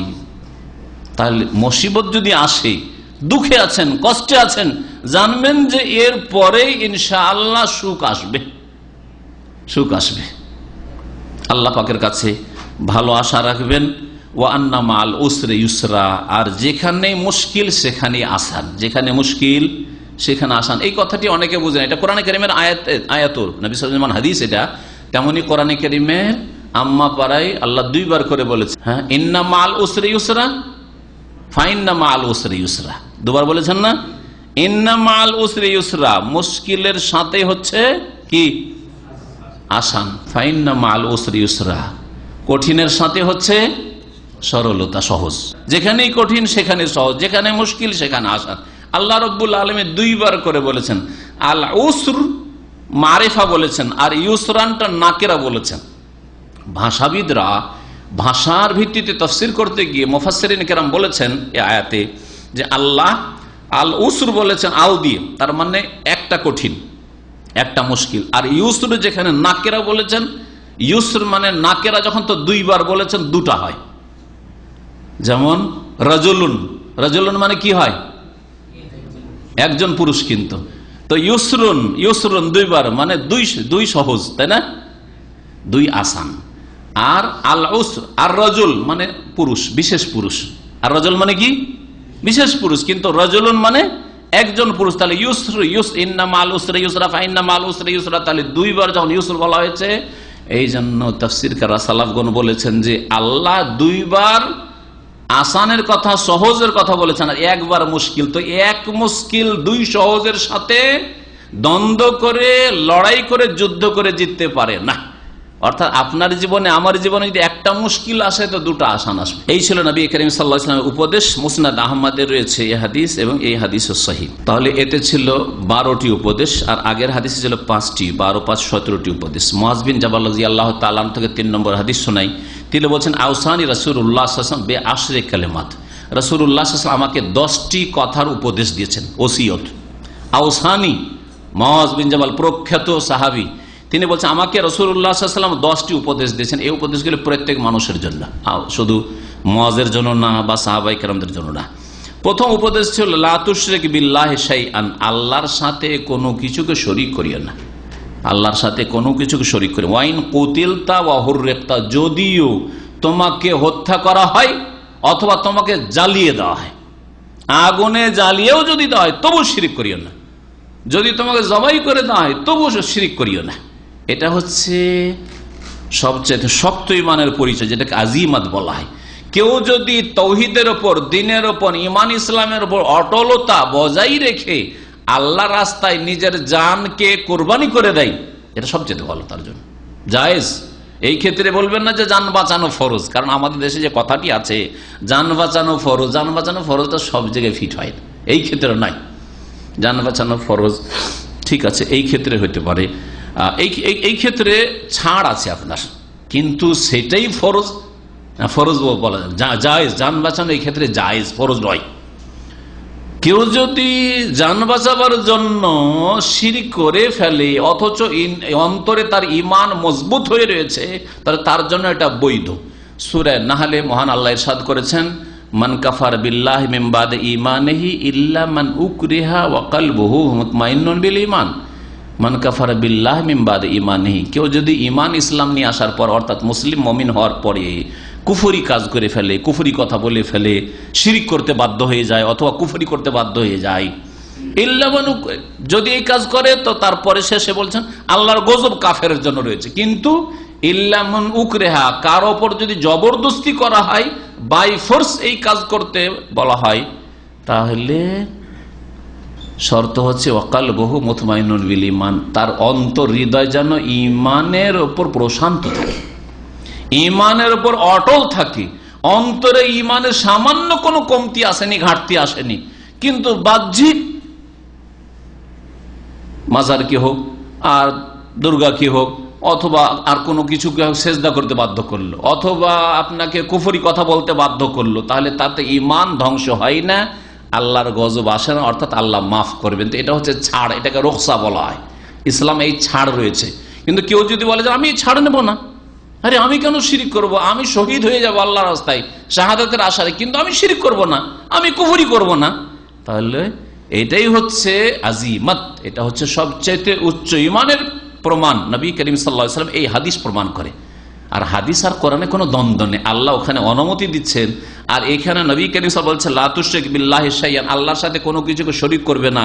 ওয়াইন কুতিলতা ওয়া হুররিকতা, যদিও তোমাকে হত্যা করা হোক অথবা তোমাকে জ্বালিয়ে দেওয়া হোক, কিন্তু শিরিক করবে না। এটা যদি কেউ করতে পারে তাহলে ভালো কথা, কিন্তু এটা ফরজ নাই। জান বাঁচানো ফরজ কথাটা তাহলে কোথায় বলবেন? জান বাঁচানো ফরজ, অনাহারে মারা যাচ্ছেন আপনি, আর আপনার সামনে কুকুর বিড়ালের গোস্ত আছে, তো এতটুকু খেয়ে, যে যতটুকু খেয়ে বাঁচতে পারেন আপনি, এই ক্ষেত্রে জানটা বাঁচান আপনি।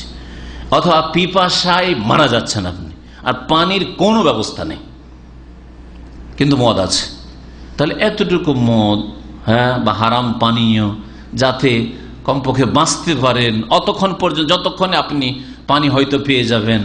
যদি সেটা আধা গিলাসে হয়ে যাতে 1 গিলাস জায়েজ নয়, 1 গ্লাসে যদি হয়ে যাতে 2 গিলাস জায়েজ নয়। তো এই ক্ষেত্রে জান বাঁচানো ফরজ কথাটি বলা যেতে পারে। আর জান বাঁচানো ফরজ এটা কোনো কোরআন হাদিসের আয়াতের কথা নয়, আর রসুলের হাদিসেরও কথা নয়। জান বাঁচানো ফরজ কথাটি একটি মাসলা, সেই মাসলা ক্ষেত্র বিশেষে প্রযোজ্য, আর ক্ষেত্র বিশেষে ভুল, ক্ষেত্র বিশেষে ভুল। যেমন আরেকটি ভুল আমাদের প্রচলিত ভুল আছে যে বড়দের ভুল ধরা ভুল, বড়দের ভুল ধরা ভুল। কথাটা কি ঠিক? কোরআনের কোন আয়াতে আছে, রসুলের কোন হাদিসে আছে যে বড়দের ভুল ধরা ভুল আছে কি? কিন্তু ক্ষেত্র বিশেষে ঠিক। এই কথাটি কোরআন হাদিস সমর্থিত কোন ক্ষেত্রে সমর্থিত নয়। ব্যক্তি জীবনের ভুল, বড়দের ভুল, আপনার বাপের ভুল, মায়ের ভুল, আর আপনার ভাই বেরাদর, আপনার স্ত্রীরা সবগুলো আছে, সবার সামনে বাপকে অপমান করে দিলেন। আপনি বুড়ো হয়ে গেছেন, আপনার টাকার নিচে কাপড় কেন? না, এভাবে অপমান করবেন না আপনার বাপকে। হ্যাঁ, মাকে হয়তো একটু বেপরদা, হয়তো মাথার কাপড় পড়ে গেছে অথবা চেহারা ঢাকে না, আপনি আমার মার, আপনি এরকম চেহারা খোলা, মাথা খোলা, বেপরদায় কেন ঘোরাফেরা করবেন? আর সবার সামনে অপমান করছেন না। বড়দের এইরকম ভুল ধরা ভুল, কিন্তু পার্সোনাল, তাকে একা, তার ব্যক্তি জীবনের ভুল যেহেতু, সুতরাং একা মাকে বা একা বাপকে আপনি উপদেশ অবশ্যই দেবেন। বড়দের ভুল ধরা ভুল নয়, এখানে ধরতে হবে, অবশ্যই অন্যায় প্রতিবাদ করতে হবে। কিন্তু যদি দেখা যায় যে আপনার মা আপনার স্ত্রীকে বলছে চল মাজারে যাব, বউগুলোকে সবগুলিকে গোমরা করে কোথায় নিয়ে যাচ্ছে? মাজারে নিয়ে যাচ্ছে। অথবা এইরকম শিরক বিদাত করার জন্য বলছে, মেয়া মারা গেছে কেউ, তোর বাপের নামে খাবার দাবার করবো, তোর টাকা পয়সা সবাই দে, সবার কাছে টাকা পয়সা চাইছে। তাহলে এখানে সবার সামনে ভুল ধরতে হবে, কারণ ভুল না ধরলে এই আপনার জাহেল মূর্খ ভাই বেরাদর রয়েছে, সবগুলি বিদাতের জন্য চাঁদা দেবে মরার নামে খাবারের জন্য। সুতরাং এই কথাটি বড়দের ভুল ধরা ভুল, খাতায় বুজুর্গান গেরেফতান খাতা, ফার্সি তর্জমা, আরবি কোন আয়াত হাদিসের তর্জমা নয়। আর ফার্সিতে অনেক জাল কথা আছে যেগুলো আমাদের দেশে প্রচলিত, বোঝা গেছে? নবী করিম সাল্লাল্লাহু আলাইহি ওয়াসাল্লামের এই 10টি উপদেশের দ্বিতীয় উপদেশ, ওয়ালা তাওকান্না ওয়ালিদাইক, বাপ মায়ের নাফরমানি করে বাপ মাকে কষ্ট দিও না, এমন আচরণ করিও না, এমন কথা বলিও না, বা এমন ভাবে চলিও না বাপ মায়ের সাথে যাতে তারা কষ্ট পায়, তাদের নাফরমানি হয়। ওয়াইন আমারা কান তাখরুজা মিন আহলিকা ওয়া মালিকা, এমন কি বাপ মা যদি বলে যে যা তুই বাড়ি থেকে বেরিয়ে যা, রাখবো না বাড়িতে, তোকে বেরিয়ে যান বাড়ি থেকে। টাকা পয়সা ধন দৌলত ছিল, বাপ মাকে দিয়েছেন, টাকা পয়সা পাঠিয়েছেন, আর খালি হাত আপনাকে বাড়ি থেকে বের করে দিয়েছেন, তারপরে বাপ মার নাফরমানি করিয়েন না, বাপকে গাল দিবেন না। বেঈমান আপনি, 5 বছর 10 বছর সৌদি আরবে থাকলাম, আর তোমার জন্য টাকা পাঠালাম, তোমার অ্যাকাউন্টে টাকা পাঠালাম, আরে বেঈমানি করে আজকে 1 পয়সা দিবেন, আমাকে বাড়ি থেকে বের করবে, এই কথা বলা যাবে না। নবী করিম সাল্লাল্লাহু আলাইহি ওয়াসাল্লাম বলছেন যে বাপ মায়ের নাফরমানি করিও না, তাদেরকে কষ্ট দিও না, ওয়াইন আমারাকা, যদিও জুলুম করে, জালেম হোক, আল্লাহ হিসাব নেবে। যদিও তারা নির্দেশ করে আনতাখরুজ মিন আহলিকা মালিকা, তোমার পরিবার বাড়ি থেকে বেরিয়ে যাও, তোমার মাল ধন সম্পদ ছেড়ে খালি হাতে বেরিয়ে যাও, বাড়ি থেকে বেরিয়ে যান, আল্লাহ হেফাজত করবেন। 3 নম্বর উপদেশ, ওয়ালা তাতরুকান্না সালাতান মাকতুবা মুতাআম্মিদা, জেনে শুনে ফরজ কোন নামাজ ছাড়িও না, জেনে শুনে কোন ফরজ নামাজ ছাড়িও না। আর আজকাল শতকরা 98 জন মুসলিম নামাজ পড়ে না ফরজ, বিনা বাড়াবাড়িতে। এটা হচ্ছে পরিসংখ্যান অনেক দিন আগের, আজকের থেকে 15-20 বছর আগের বাংলাদেশের পরিসংখ্যান, যে শতকরা 98 জন বেনামাজি, 2 জন শুধু 5 ওয়াক্ত কায়েমে নামাজি, 5 ওয়াক্ত নামাজ পড়ে, আর তারা মসজিদে নামাজ পড়ে, এরা হচ্ছে নামাজি। ফরজ নামাজ পুরুষরা মসজিদে পড়ে। আর বেনামাজি কারাকে বলবো? যার আধা নামাজি, 3 ওয়াক্ত, 4 ওয়াক্ত, 2 ওয়াক্ত, 1 ওয়াক্ত, মাঝে মাঝে জমা পড়া, এইরকম নামাজি আছে। এইসব নামাজি দিয়ে কোনো কাজ হবে না। এইরকম নামাজি কিয়ামত পর্যন্ত যদি সারা বিশ্ব মিলিয়ে কোটি কোটি হয়ে যায়, তবু আল্লাহর মদদ নেমে আসবে না এই বেনামাজি আধা নামাজিদের জন্য। লাঞ্ছিত থাকবে আর কাফেরদের গোলামি করতে থাকবে যতদিন পর্যন্ত তারা মসজিদে না ফিরে আসবে। আল্লাযীনা ইন মাক্কান্নাহুম ফিল আরদি আকামুস সালাহ, আল্লাহ যদি পৃথিবীতে শক্তিশালী করেন তো আল্লাহ প্রথম শর্ত লাগাচ্ছেন যে তোমরা নামাজ কায়েম করবে। আল্লাহ রাব্বুল আলামিন কত প্রতিষ্ঠিত করেছেন আপনার পরিবারে, আপনার সমাজে, আপনার দেশে, আপনার অর্থে, আপনার চাকরিতে, তারপরে নামাজ কায়েম করেন না। যাকাত দেওয়া তো দূরের কথা, অন্য ইবাদত বন্দী করা তো দূরের কথা, ভালো কাজের উপদেশ দেওয়া, অন্যায় কাজে বাধা দেওয়া, দাওয়াতের কাজে অংশ থাকা, ইসলাম প্রচারের কাজে অংশ থাকা, ওইসব তো দূরের কথা। আপনার নামাজই কায়েম করতে পারছেন না ব্যক্তি জীবনে, তাহলে আপনার কিসের দিন কায়েম হবে? আল্লাহ রাব্বুল আলামিন যেন মুসলিমদেরকে দিন ইসলামের দিকে ফিরে আসার তৌফিক দান করেন, 5 ওয়াক্ত নামাজের দিকে ফিরে আসার তৌফিক দান করেন। কখনো ফরজ নামাজ জেনে শুনে ছাড়বে না। ফাইন্না মান তারাকা সালাতান মাকতুবাতান মুতাআম্মিদা, জেনে শুনে কেউ যদি ফরজ নামাজ ছেড়ে দেয়, ফাকাদ বারিয়াত মিনহু জিম্মাতুল্লাহ, আল্লাহর হেফাজত তার থেকে উঠে যায়। আল্লাহ সম্পর্ক ছেদ করেন। বারিয়াত মিনহু জিম্মাতুল্লাহ, আল্লাহর কোনো জিম্মা থাকে না, আল্লাহর কোনো দায়িত্ব তার হেফাজতের থাকে না। আল্লাহ সম্পর্ক ছেদ করেন। বারি হওয়া মানে সম্পর্ক ছিন্ন করা। তাহলে বেনামাজি মুসলিমের সাথে আল্লাহর কোনো সম্পর্ক নেই, ভালো করে শুনে রাখেন। 4 নম্বর উপদেশ, এই 10টি উপদেশ, ওয়ালা তাশরাবান্না খামরান, আর কখনো মাদক দ্রব্য পান করবেন না। ফাইন্নাহু রাসু কুল্লি ফাহিশা, প্রত্যেক অশ্লীল কথা কাজের মূল পাপ হচ্ছে মদ পান করা বা মাদক দ্রব্য ব্যবহার করা। যারা মদ খায় অথবা গাঁজা খায়, হেরোইন, নেশা, যতগুলো নেশাজাত জিনিস রয়েছে, এইরকম যা কিছু ব্যবহার করে, তাদের দ্বারা সব পাপ হইতে পারে। উম্মুল খাবাইস, এই মাদক দ্রব্যকে নবী করিম সাল্লাল্লাহু আলাইহি ওয়াসাল্লাম হাদিস উম্মুল খাবাইস, সমস্ত পাপের মা বলা হয়েছে, মূল বলা হয়েছে। মদ খাওয়ার পরে খুনও করতে পারে, শুধু জেনা না, মা বোনের সাথে জেনা করতে পারে, পারে না? মদ খেয়ে যে কোনো পাপ, চুরি ডাকাতি করতে পারে, সব কিছুই করতে পারে।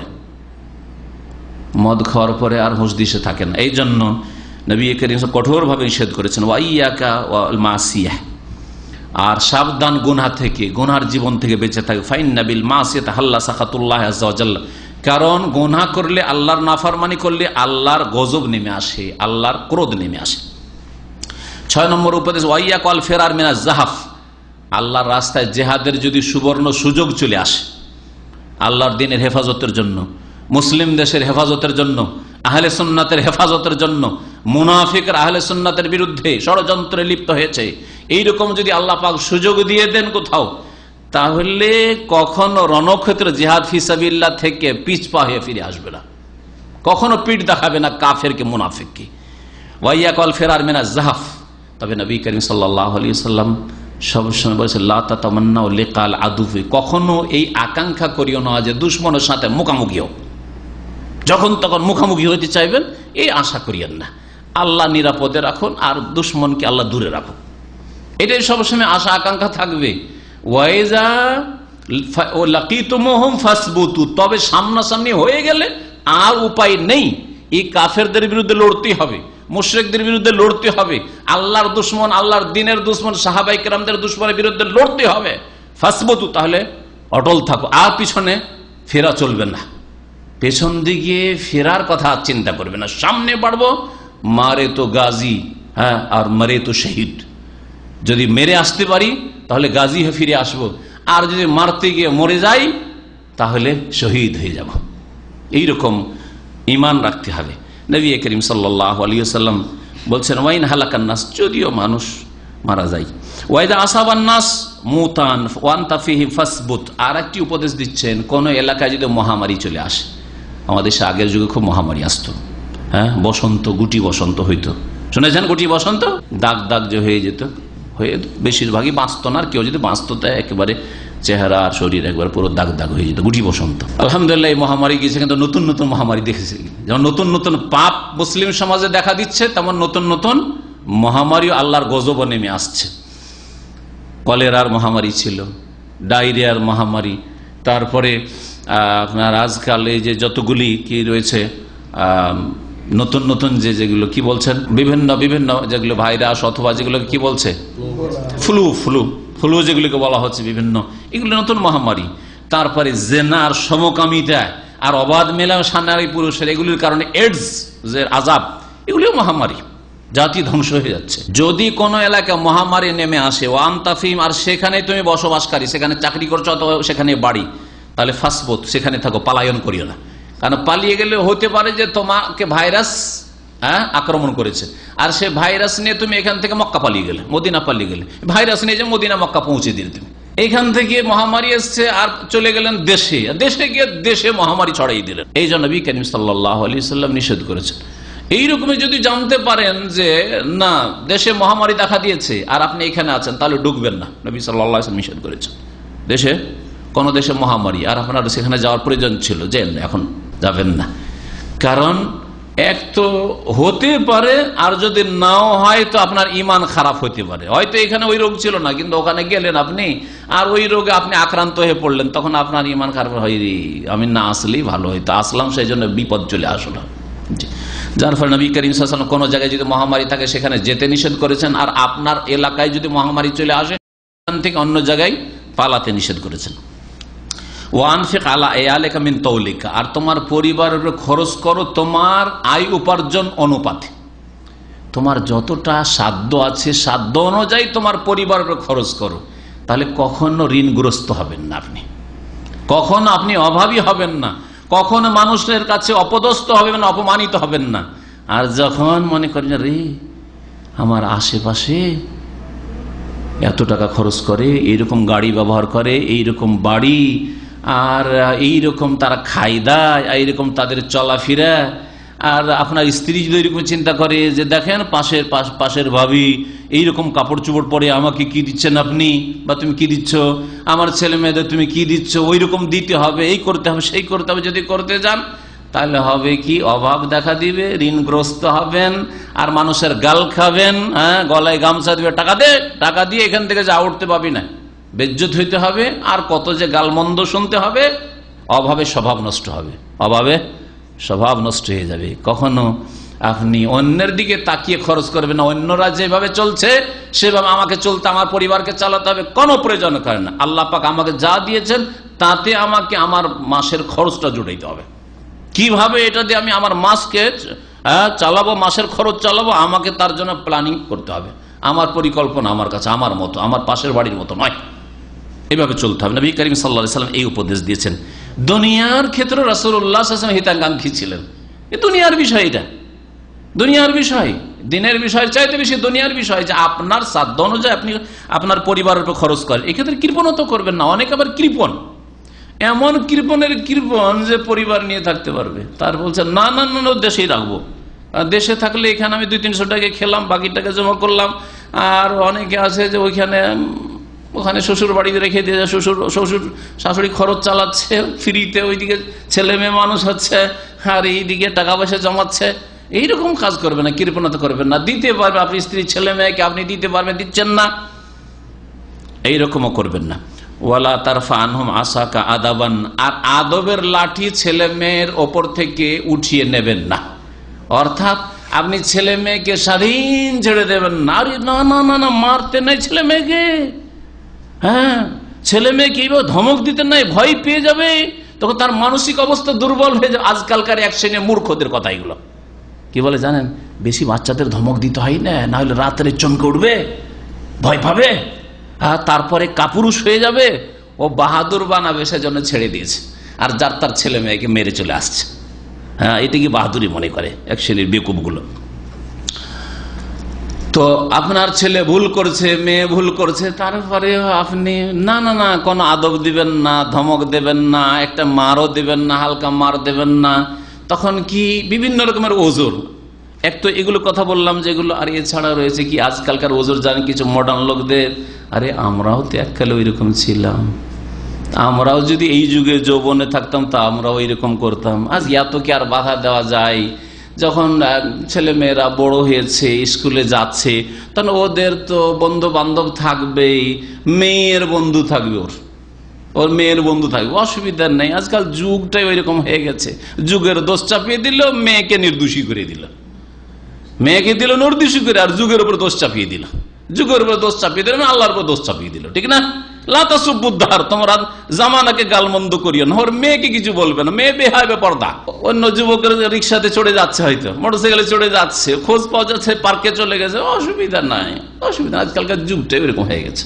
কলেজ ইউনিভার্সিটি পড়াবেন আপনি মেয়েকে, মোবাইল দিয়ে রেখেছেন আপনি, আদব কায়দা শিখাবেন না আপনি, না পর্দায় শিখাবেন, না ধমক দেবেন, না শাসন করবেন, না আপনি পর্যবেক্ষণে রাখবেন, খোঁজ খবরই নেই আপনার কি করে না করে, লুকিয়ে লুকিয়ে টেলিফোন করে খোঁজ খবর আপনিও রাখেন, আপনার স্ত্রীও রাখেন না। যেদিন বাড়ি বের হয়ে চলে গেছে, বাড়ি থেকে পালিয়ে গেছে, তখন মাথা খারাপ হয়ে যায়, রে মেয়েটা আমি বিয়ে দিতে পেলাম না, নিজের মন মতো একটা ভালো ছেলে দেখে বিয়ে দিতাম, এতদিনে হুঁশ হয়েছে, এতদিন হুঁশ হয়নি।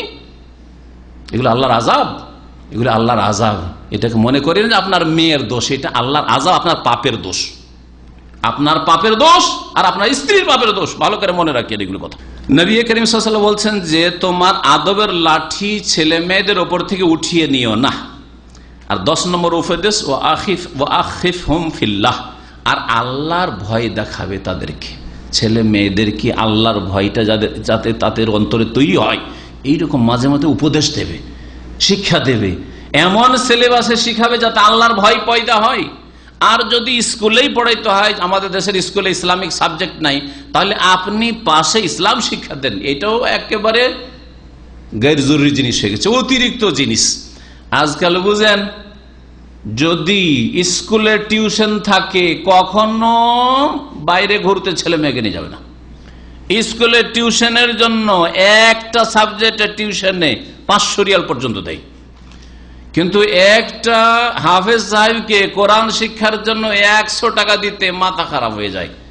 হ্যাঁ, আমাদের কিছু ভাইরে সব পড়িয়ে বেড়ায়, তো কয়েক বছর আগে জিজ্ঞেস করতো কত টাকা, আরে বলিয়েন না, বলছে আমাদের যদি বাংলাভাষী হয় তো চেষ্টা করে যে 50-এ পাওয়া যায়, না হয় 75-এ পাওয়া যায় কিনা, মাসে 50 থেকে 75 টাকায় পাওয়া যায় কিনা কোন হুজুর, এইরকম সস্তা হুজুর খোঁজো। আরে সস্তা হুজুর খোঁজো, বিদাত শিখাবে, নামাজ শিখাবে, হ্যাঁ যাই নামাজের দোয়া শিখাবে, আর ইফতারে তো বেহাজাল ইমাম শিখাবে, আর 5 কলমা শিখাবে, আর কত কি বিদাত শিখাবে। সহি আকীদা তো খুঁজলেন না। আর সস্তার আর একটা দুরবস্থা শুনেন, সস্তার বড় দুরবস্থা আছে। এরাও যে টিউশন পড়ায় তো মাশাআল্লাহ, ওরাও আধা ঘন্টার বেশি দিবে না। তুই সস্তা, যেমন যার টাকা, যদি কেউ 200 রিয়াল দেয়, ওর বাচ্চাদেরকে 1 ঘন্টা দেয়, আর যদি কেউ 100 রিয়াল দেয়, তাহলে ওর জন্য আধা ঘন্টা, তাতেও মাঝে মাঝে ফাঁকি মেরে দেয়, মাঝে মাঝে ফাঁকি মেরে দেয়, বুঝছেন। আচ্ছা, বাপ মা ওই রকম ফাঁকি মারে। টিউশন, ইংলিশের টিউশন আছে, সায়েন্সের টিউশন আছে, অঙ্কের ম্যাথের টিউশন আছে, সেখানে একদিনও সে কোথাও পার্টি তো ওই টিউশনের সময় নিয়ে যাবে না। কিন্তু যদি হুজুর আজকে আসেন না, একটা পার্টি আছে খোবারে, হুজুর আজকে আসেন না, ছেলেরা বলছে একটু কর্নিশে যাবো, সমুদ্রের বিচে যাবো, আপমন যাবো, বুঝতে পেরেছেন। আজকে একটু হুজুর আজকে ওইতে যেতে চাই, কোথায় কি ওই জোবাইলের ওটাকে কি বলে, জোবাইলের বীজটাকে কি বলে, হ্যাঁ না আরেকটা নাম আছে ওই এলাকার, তো যাই হোক নামের প্রয়োজন, এক কথায় যাবো আর কথা। তো এই হলো অবস্থা এদের। ইসলাম শিখানোটা একেবারে সবকিছুর পরে হইলো, না হইলে অসুবিধা নেই, কোনো অসুবিধা নেই। আরো মজার কথা, দুনিয়ার কম্পিটিশনে যখন একসাথে পার্টি খেতে বসে, তখন সবাই এক অপরকে দুনিয়ার কথা জিজ্ঞেস করে, ভাই আপনার ছেলে মেয়ে কয়জন? বলে আমার একটা ছেলে একটা মেয়ে। কোথায় আছে? বলছে একটা আমেরিকা একটা কানাডায়, একটা আমেরিকা একটা কানাডায়। আর একজন বলছে আপনার ছেলে মেয়ে কোথায়? বলছে আমার একটা ছেলে মালয়েশিয়ায়, একটা মেয়ে আছে অস্ট্রেলিয়ায়। এই যখন শুনে তখন অন্য অন্য ভাইরা যারা ওইসব পার্টি খেতে গেছে আর দুনিয়াদারের গল্প গুজবে শরিক হতে গেছে, ও দেখা যায় আরে আমার ছেলে যদি আমি একটু আল্লাহকে ভয় করি, আমার ছেলে সম্পর্কে ওরা জিজ্ঞেস করবে, কি করে বলবে আমার ছেলে সৌদি আরব পড়ে, মানহানি হয়ে যাবে না? সবে বলে আমেরিকা, কানাডা, অস্ট্রেলিয়া, মালয়েশিয়া। হ্যাঁ, আর আমি যদি বলি যে আমার ছেলে সৌদি আরবে পড়ে, অথবা এখানে এ লেভেল করার পরে 12 করার পরে বাংলাদেশ পাঠিয়ে দিয়েছি, এর কি বলবে লোকে? হ্যাঁ, সবাই আমেরিকা, কানাডা, আর আমি হচ্ছি এতে বাংলাদেশ। না না না না, এটা হবে না, এটা হবে না। তো আমাকেও জান যাক মান থাক, কথা বলছেন, জান যাবে যাক, হ্যাঁ, টাকা পয়সা সব চলে যাক, 30 বছর 40 বছর যা ইনকাম করলো, একটা ছেলে একটা মেয়ে পড়ার জন্য ইউরোপ আমেরিকায় কাফেরদের ওই অ্যাকাউন্টের টাকা ঢেলে দেওয়ার জন্য, তাদের ইউনিভার্সিটির টাকা ঢেলে দেওয়ার, সব টাকা পয়সা দিয়ে দিল, কিন্তু মান সম্মান রক্ষা পেল। আমার ছেলে কোথায় থাকে? আমেরিকায় থাকে। আমার ছেলে কোথায় থাকে? বলছে কানাডাই থাকে আমার ছেলে। আর সেই ছেলেগুলো যেটুকু ইসলামের পোশাক সৌদি আরবের ছিল সবগুলি খুলে ওখানে রেখে চলে আসে, যে থাক, যেটুকু ইসলাম নিয়ে এসেছিলাম এই দেশে দাফন করে দিতে চলে যায়। জি হ্যাঁ, ইল্লা মান রাহিমাল্লাহ, ইল্লা মাশাআল্লাহ, হাজারে একটা হইতে পারে যে সে হয়তো তার কিছু ইসলাম বাকি বকিয়া ইসলাম নিয়ে ফিরে আসবে।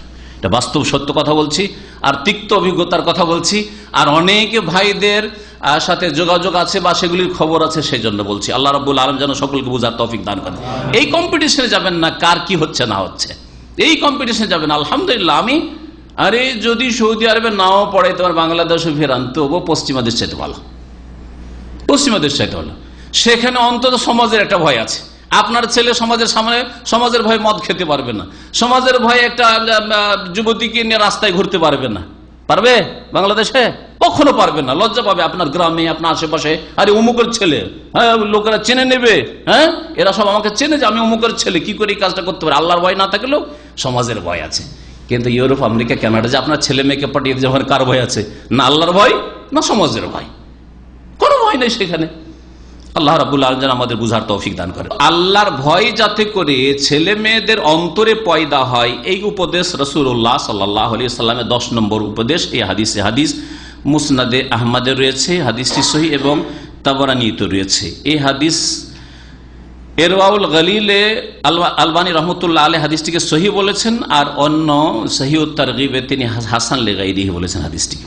সময় যথেষ্ট হয়ে গেছে, সেই জন্য আর 2-4টি উপদেশ এখানে পেশ করে আমার আলোচনা শেষ করছি।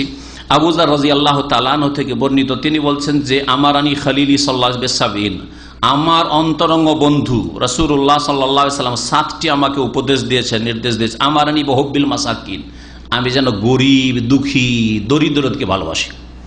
তাহলে গরিবদের ভালোবাসবেন, এটা হচ্ছে আপনার ভালো লক্ষণ। আমিও চেষ্টা করি আলহামদুলিল্লাহ যে ধনীদের চাইতে গরিবকে ভালোবাসব, গরিব ধার্মিককে ধনী ধার্মিক চাইতে বেশি ভালোবাসি।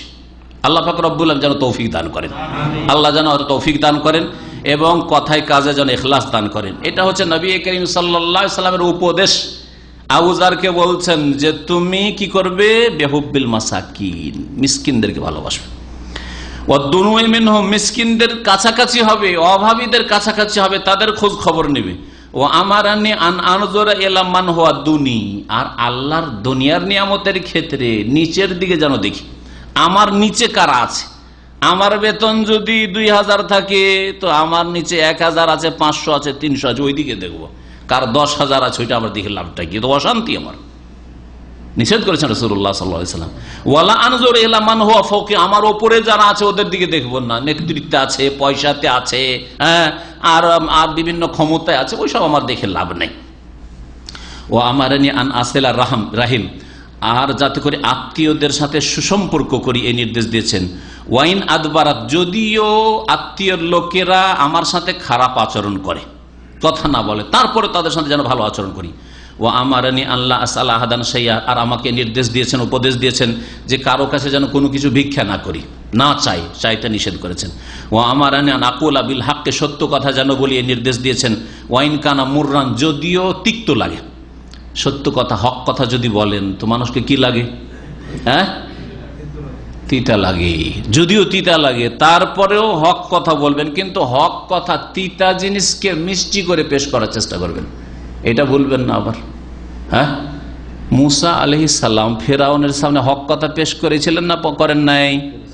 কিন্তু তিতা করে পেশ করেছিলেন না মিষ্টি করে পেশ করার চেষ্টা করেছিলেন? মিষ্টি করে। আল্লাহ কি বলছেন? ফাকুলা লাহু কাওলান লাইয়িনান, হে হারুন মুসা তোমরা দুই ভাই ফেরাউনকে নরম ভাষায় কথা বলিও। আরে ফেরাউন কাফের, আল্লাহ জানছেন ফেরাউন ঈমান আনবে না, তো ভালো করে ওকে বলেন, শক্ত করে। এই কথা বললেন না, ঈমান তো আনবেই না, তো ওকে যেই সেই করে বললেন, এরকম বললেন, নরম ভাষায় বলতে বললেন। আমি এর একটা উদাহরণ দিই আপনাদেরকে। ছোট বাচ্চাদেরকে আমরা যখন সিরাপ খাওয়াই, কোন সিরাপ কি থাকে? তিতা থাকে, তিতা থাকে, বোঝা গেছে? তা তিতা সিরাপকে কেমন করে খাওয়ান? অনেক সময় তিতা সিরাপ যদি শুধু সিরাপ দেন তাহলেও খাবে না, বমি করে দিবে, বুঝছেন? তখন কি করবেন? ওটা একটু মিষ্টি করতে হবে, মিষ্টি করতে হবে। আর না হলে দুধের সাথে ফিডারে মিশিয়ে দেন, প্যারাসিটামল দিতে হবে অথবা একটা অ্যান্টিবায়োটিক দিতে হবে, খাবে না, ঠিক আছে, অতটাই পরিমাণ 10 মিলি দুধে দিয়ে দেন, ফিডারে আর দিয়ে দেওয়ার পরে তারপর দিয়ে দেন, খাবে না, খাবে না, ও টেরই পাবে না। ও তিতা ওষুধ খেয়ে ফেলেছে কিন্তু টের পেল না, ঠিক কিনা? তো ওই রকমই যেই ব্যক্তিকে আপনি হক কথা বলছেন তাকে যেন আঘাত না লাগে, আক্রমণ করা কথা যদি বলেন, আঘাত লাগা কথা বলেন, তাহলে তার সংশোধন হবে না, তাকে শয়তান প্ররোচিত করে দেবে, শয়তান তাকে খেপিয়ে দিবে, আপনার বিরুদ্ধে সে মরিয়া উঠে লাগবে ক্ষয়ক্ষতি করার জন্য। নবী করিম সাল্লাল্লাহু আলাইহি ওয়াসাল্লাম আরো উপদেশ, আমারেন আল্লাহ আখাফিল্লাহি লাউমাতাল লাইম, কোন তিরস্কারকারী ভর্ৎসনাকারীর ভর্ৎসনাকে যেন আমি ভয় না করি। আল্লাহর ক্ষেত্রে আল্লাহর দিন মেনে চলবো, কে কি বলছে সেটা দেখার বিষয় নাই। আর মানুষের কথার জন্য আপনি টাকনার উপরে কাপড় উঠাইতে পারেন না, মানুষে কি বলবে হ্যাঁ সেই জন্য দাঁড়িয়ে রাখতে পারেন না, লোকেরা কি বলবে সেই জন্য আপনি কথা বলতে গিয়ে যেমন পরিবেশ তেমন আপনার ভাষার ভঙ্গিমা চেঞ্জ হয়ে যায়। যদি দেখেন হুজুর টাইপের লোকের আছে, দাড়িওয়ালা লোকেরা, আসসালামু আলাইকুম, কেমন আছেন, ভালো আছেন, আলহামদুলিল্লাহ ভালো আছি। আর যদি দেখেন যে না সবগুলি দুনিয়াদার, সবগুলি হচ্ছে দুনিয়াদার, তখন ওদের মতোই, তখন হাউ আর ইউ, আর গুড মর্নিং, আর তখন আর সালাম নেই, তখন আর ইনশাল্লাহ নাই। কারণ ইনশাল্লাহ বললে আর আপনিও কি মৌলবাদী নাকি? বাঙালি মুনাফিক আপনাকে মৌলবাদী বলি, সেজন্য আর সেখানে ইনশাল্লাহ বলবেন না, মাশাআল্লাহ তখন বলবেন না, খুব ভালো খুব ভালো, তখন অন্য কিছু বলবেন। তাদের ভাষা আছে, ইহুদি নাসারাদের ভাষাগুলি আবার ওই মুনাফিকদের কাছে আছে, বুঝতে পারছেন? তখন ওগুলো ভাষা ওদের, যেখানে যেমন সেখানে সেরকম তাল দিয়ে চলেন আপনি, এইরকম হবেন না, আপনি কারো তিরস্কারকে ভয় করবেন না। ওয়া আমারিনা আন উকসিরা মিন কওলি লা হাওলা ওয়ালা কুওয়াতা ইল্লা বিল্লাহ, আর বেশি বেশি যেন লা হাওলা ওয়ালা কুওয়াতা ইল্লা বিল্লাহ বলি, এই নির্দেশ দিয়েছেন রাসূলুল্লাহ সাল্লাল্লাহু আলাইহি সাল্লাম। ফাইন্নাহুন্না মিন কানজি তাহতিল আরশ, আরশের নিচের ভান্ডার থেকে লা হাওলা ওয়ালা কুওয়াতা ইল্লা বিল্লাহ এসেছে, মুসনাদ আহমদের হাদিস, এবং হাদিসকে আল্লামা নাসিরুল আলবানী সহিহ বলেছেন। বেশি বেশি লা হাওলা ওয়ালা কুওয়াতা ইল্লা বিল্লাহ বলে অনেক উপকারিতা রয়েছে। আল্লাহকে আপনি নিজে নিরুপায়, অসহায়, আপনার আমার কোনো ক্ষমতা নেই, আল্লাহ তোমার ছাড়া আমার কোনো ক্ষমতা নেই, এই কথা যখন আপনি ঘোষণা করছেন বারবার, তো আল্লাহর রহম হবে না? আল্লাহর কি দয়া হবে না? অবশ্যই দয়া হবে। আরে আপনার বাপের কাছেও যদি বাপ খুব রেগে আছে, মা খুব রেগে আছে, তারপরে যদি মা আপনার ছাড়া আমি 1 মিনিট চলতে পারবো না, আব্বা আপনার ছাড়া 1 মিনিট আমি চলতে পারবো না, 1 সেকেন্ড চলতে পারবো না, অথচ আপনার আলহামদুলিল্লাহ ইনকাম আছে, শরীরও সুস্থ আছে, অসুবিধা নেই, এখন যদি বাড়ি থেকে বের করে দেয় আপনি আরামসে থাকতে পারবেন, তারপরে যদি এই ভাষা ব্যবহার করেন, তার কি বাপ মায়ের রাগ থাকবে? হ্যাঁ, তাহলে এই উত্তম উদাহরণটা আল্লাহর ক্ষেত্রে পেশ করেন আপনি। লা হাওলা ওয়ালা কুওয়াতা ইল্লা বিল্লাহর বড় ফায়দা রয়েছে। নবী করিম সাল্লাল্লাহু আলাইহি ওয়াসাল্লাম আবু হুরায়রাকে 3টি উপদেশ দিয়েছিলেন যে প্রত্যেক মাসে 3টি করে রোজা রেখে বিসিয়ামে সালাসাতা ইয়ামিন মিন কুল্লি শাহর, ওয়া রাকাতায়ে দুহা, চাস্তের নামাজ কমপক্ষে 2 রাকাত পড়িও, ওয়ান উতের কাবলান, আর ঘুমাবার আগে যাতে করে আমি বেতরটা পড়ে নিই। তাহলে যেসব ভাইয়েরা তাহাজ্জুদ পড়তে পারবেন না, তারা আবু হুরায়রাকে যে উপদেশ দিয়েছেন রাসূলুল্লাহ সাল্লাল্লাহু আলাইহি ওয়াসাল্লাম, ওসিয়ত করেছিলেন, সেই ওসিয়তের আমল করে বেতর পড়ে শুইবেন। আর এর ঘাটতি পূরণের জন্য রাত্রে যেহেতু তাহাজ্জুদ পড়তে পারেন না, ঘাটতি হইলো আপনার, অন্যরা তাহাজ্জুদ নিয়ে আপনার থেকে অনেক অ্যাডভান্স হয়ে গেল, সেই জন্য কিছুটা এগিয়ে যাওয়ার জন্য কম্পিটিশনে আপনি দিনে সকালবেলা 2 রাকাত, 4 রাকাত, 6 রাকাত, 8 রাকাত, 10, 12 পর্যন্ত, 2 থেকে 12 পর্যন্ত জোড়া জোড়া, সর্বনিম্ন 2 আর সর্বোর্ধ্বে 12 আপনি সলাতুদ দুহা নামাজ পড়েন অথবা ইশরাকের নামাজ পড়েন, তাহলে আল্লাহ রাব্বুল আলামিন কিছু আপনার ঘাটতি পূরণ করে দেবেন। এই ছিল নবী করিম সাল্লাল্লাহু আলাইহি সাল্লামের উপদেশ। এখানে মোটামুটি আমি 37টি উপদেশ আপনাদের সামনে পেশ করলাম। এছাড়াও নবী করিম সাল্লাল্লাহু আলাইহি সাল্লামের বেশ মূল্যবান অনেক উপদেশ রয়েছে, সময়ের স্বল্পতার জন্য এখানে শেষ করছি। আল্লাহ রাব্বুল আলামিন যেন আমাদেরকে নবী করিম সাল্লাল্লাহু আলাইহি সাল্লামের প্রত্যেকটি উপদেশ, আদেশ, নিষেধ মেনে চলার তৌফিক দান করেন। আল্লাহ রাব্বুল আলামিন নবী করিম সাল্লাল্লাহু আলাইহি সাল্লামের তরিকায় চলার বদৌলতে দুনিয়া আখিরাতে আমাদের সার্বিক কল্যাণ দান করেন। দুনিয়াও আমাদের ভালো করে দেন আল্লাহ রাব্বুল আলামিন, আমাদের আখিরাত যেন ভালো করে দেন। নবী করিম সাল্লাল্লাহু আলাইহি সাল্লামের শাফাআত যেন দান করেন। নবী করিম হাউজে কাউসারের পানি যেন আল্লাহ রাব্বুল আলামিন দান করেন। আল্লাহ রাব্বুল আলামিনের কাছে দোয়া করে আল্লাহ রাব্বুল আলামিন আমাদের যেন জান্নাতুল ফিরদাউস দান করেন। দুনিয়ার বালা মুসিবত যেন দূর করেন। আল্লাহ রাব্বুল আলামিন মুসলিম দেশগুলির হেফাজত করেন। আর কাফের মুনাফিক যারা ইসলামের বিরুদ্ধে, সুন্নতের বিরুদ্ধে, আহলে সুন্নাতের বিরুদ্ধে ষড়যন্ত্র করছে, তাদেরকে আল্লাহ ধ্বংস করে সর্বনাশ করেন। এই দোয়ার সাথে আল্লাহ রাব্বুল আলামিনের কাছে আবার দোয়া করছে আল্লাহ রাব্বুল আলামিন যেন উম্মতে মুসলিমার দুনিয়াতেও হেফাজত করেন, ঈমান আমলের আর দুনিয়ার আল্লাহ হেফাজত করেন। আল্লাহ যেন মুসলিমদের নিরাপত্তা দান করেন, আর মুনাফিক কাফেরদেরকে আল্লাহ রাব্বুল আলামিন যেন লাঞ্ছিত করেন। আল্লাহ রাব্বুল আলামিন আমাদের সকলকে যেন জান্নাত নসিব করেন। সুবহান রাব্বিকা রাব্বিল ইজ্জাতি আম্মা ইয়াসিফুন ওয়া সালামুন আলাল মুরসালিন ওয়াল হামদুলিল্লাহি রাব্বিল আলামিন।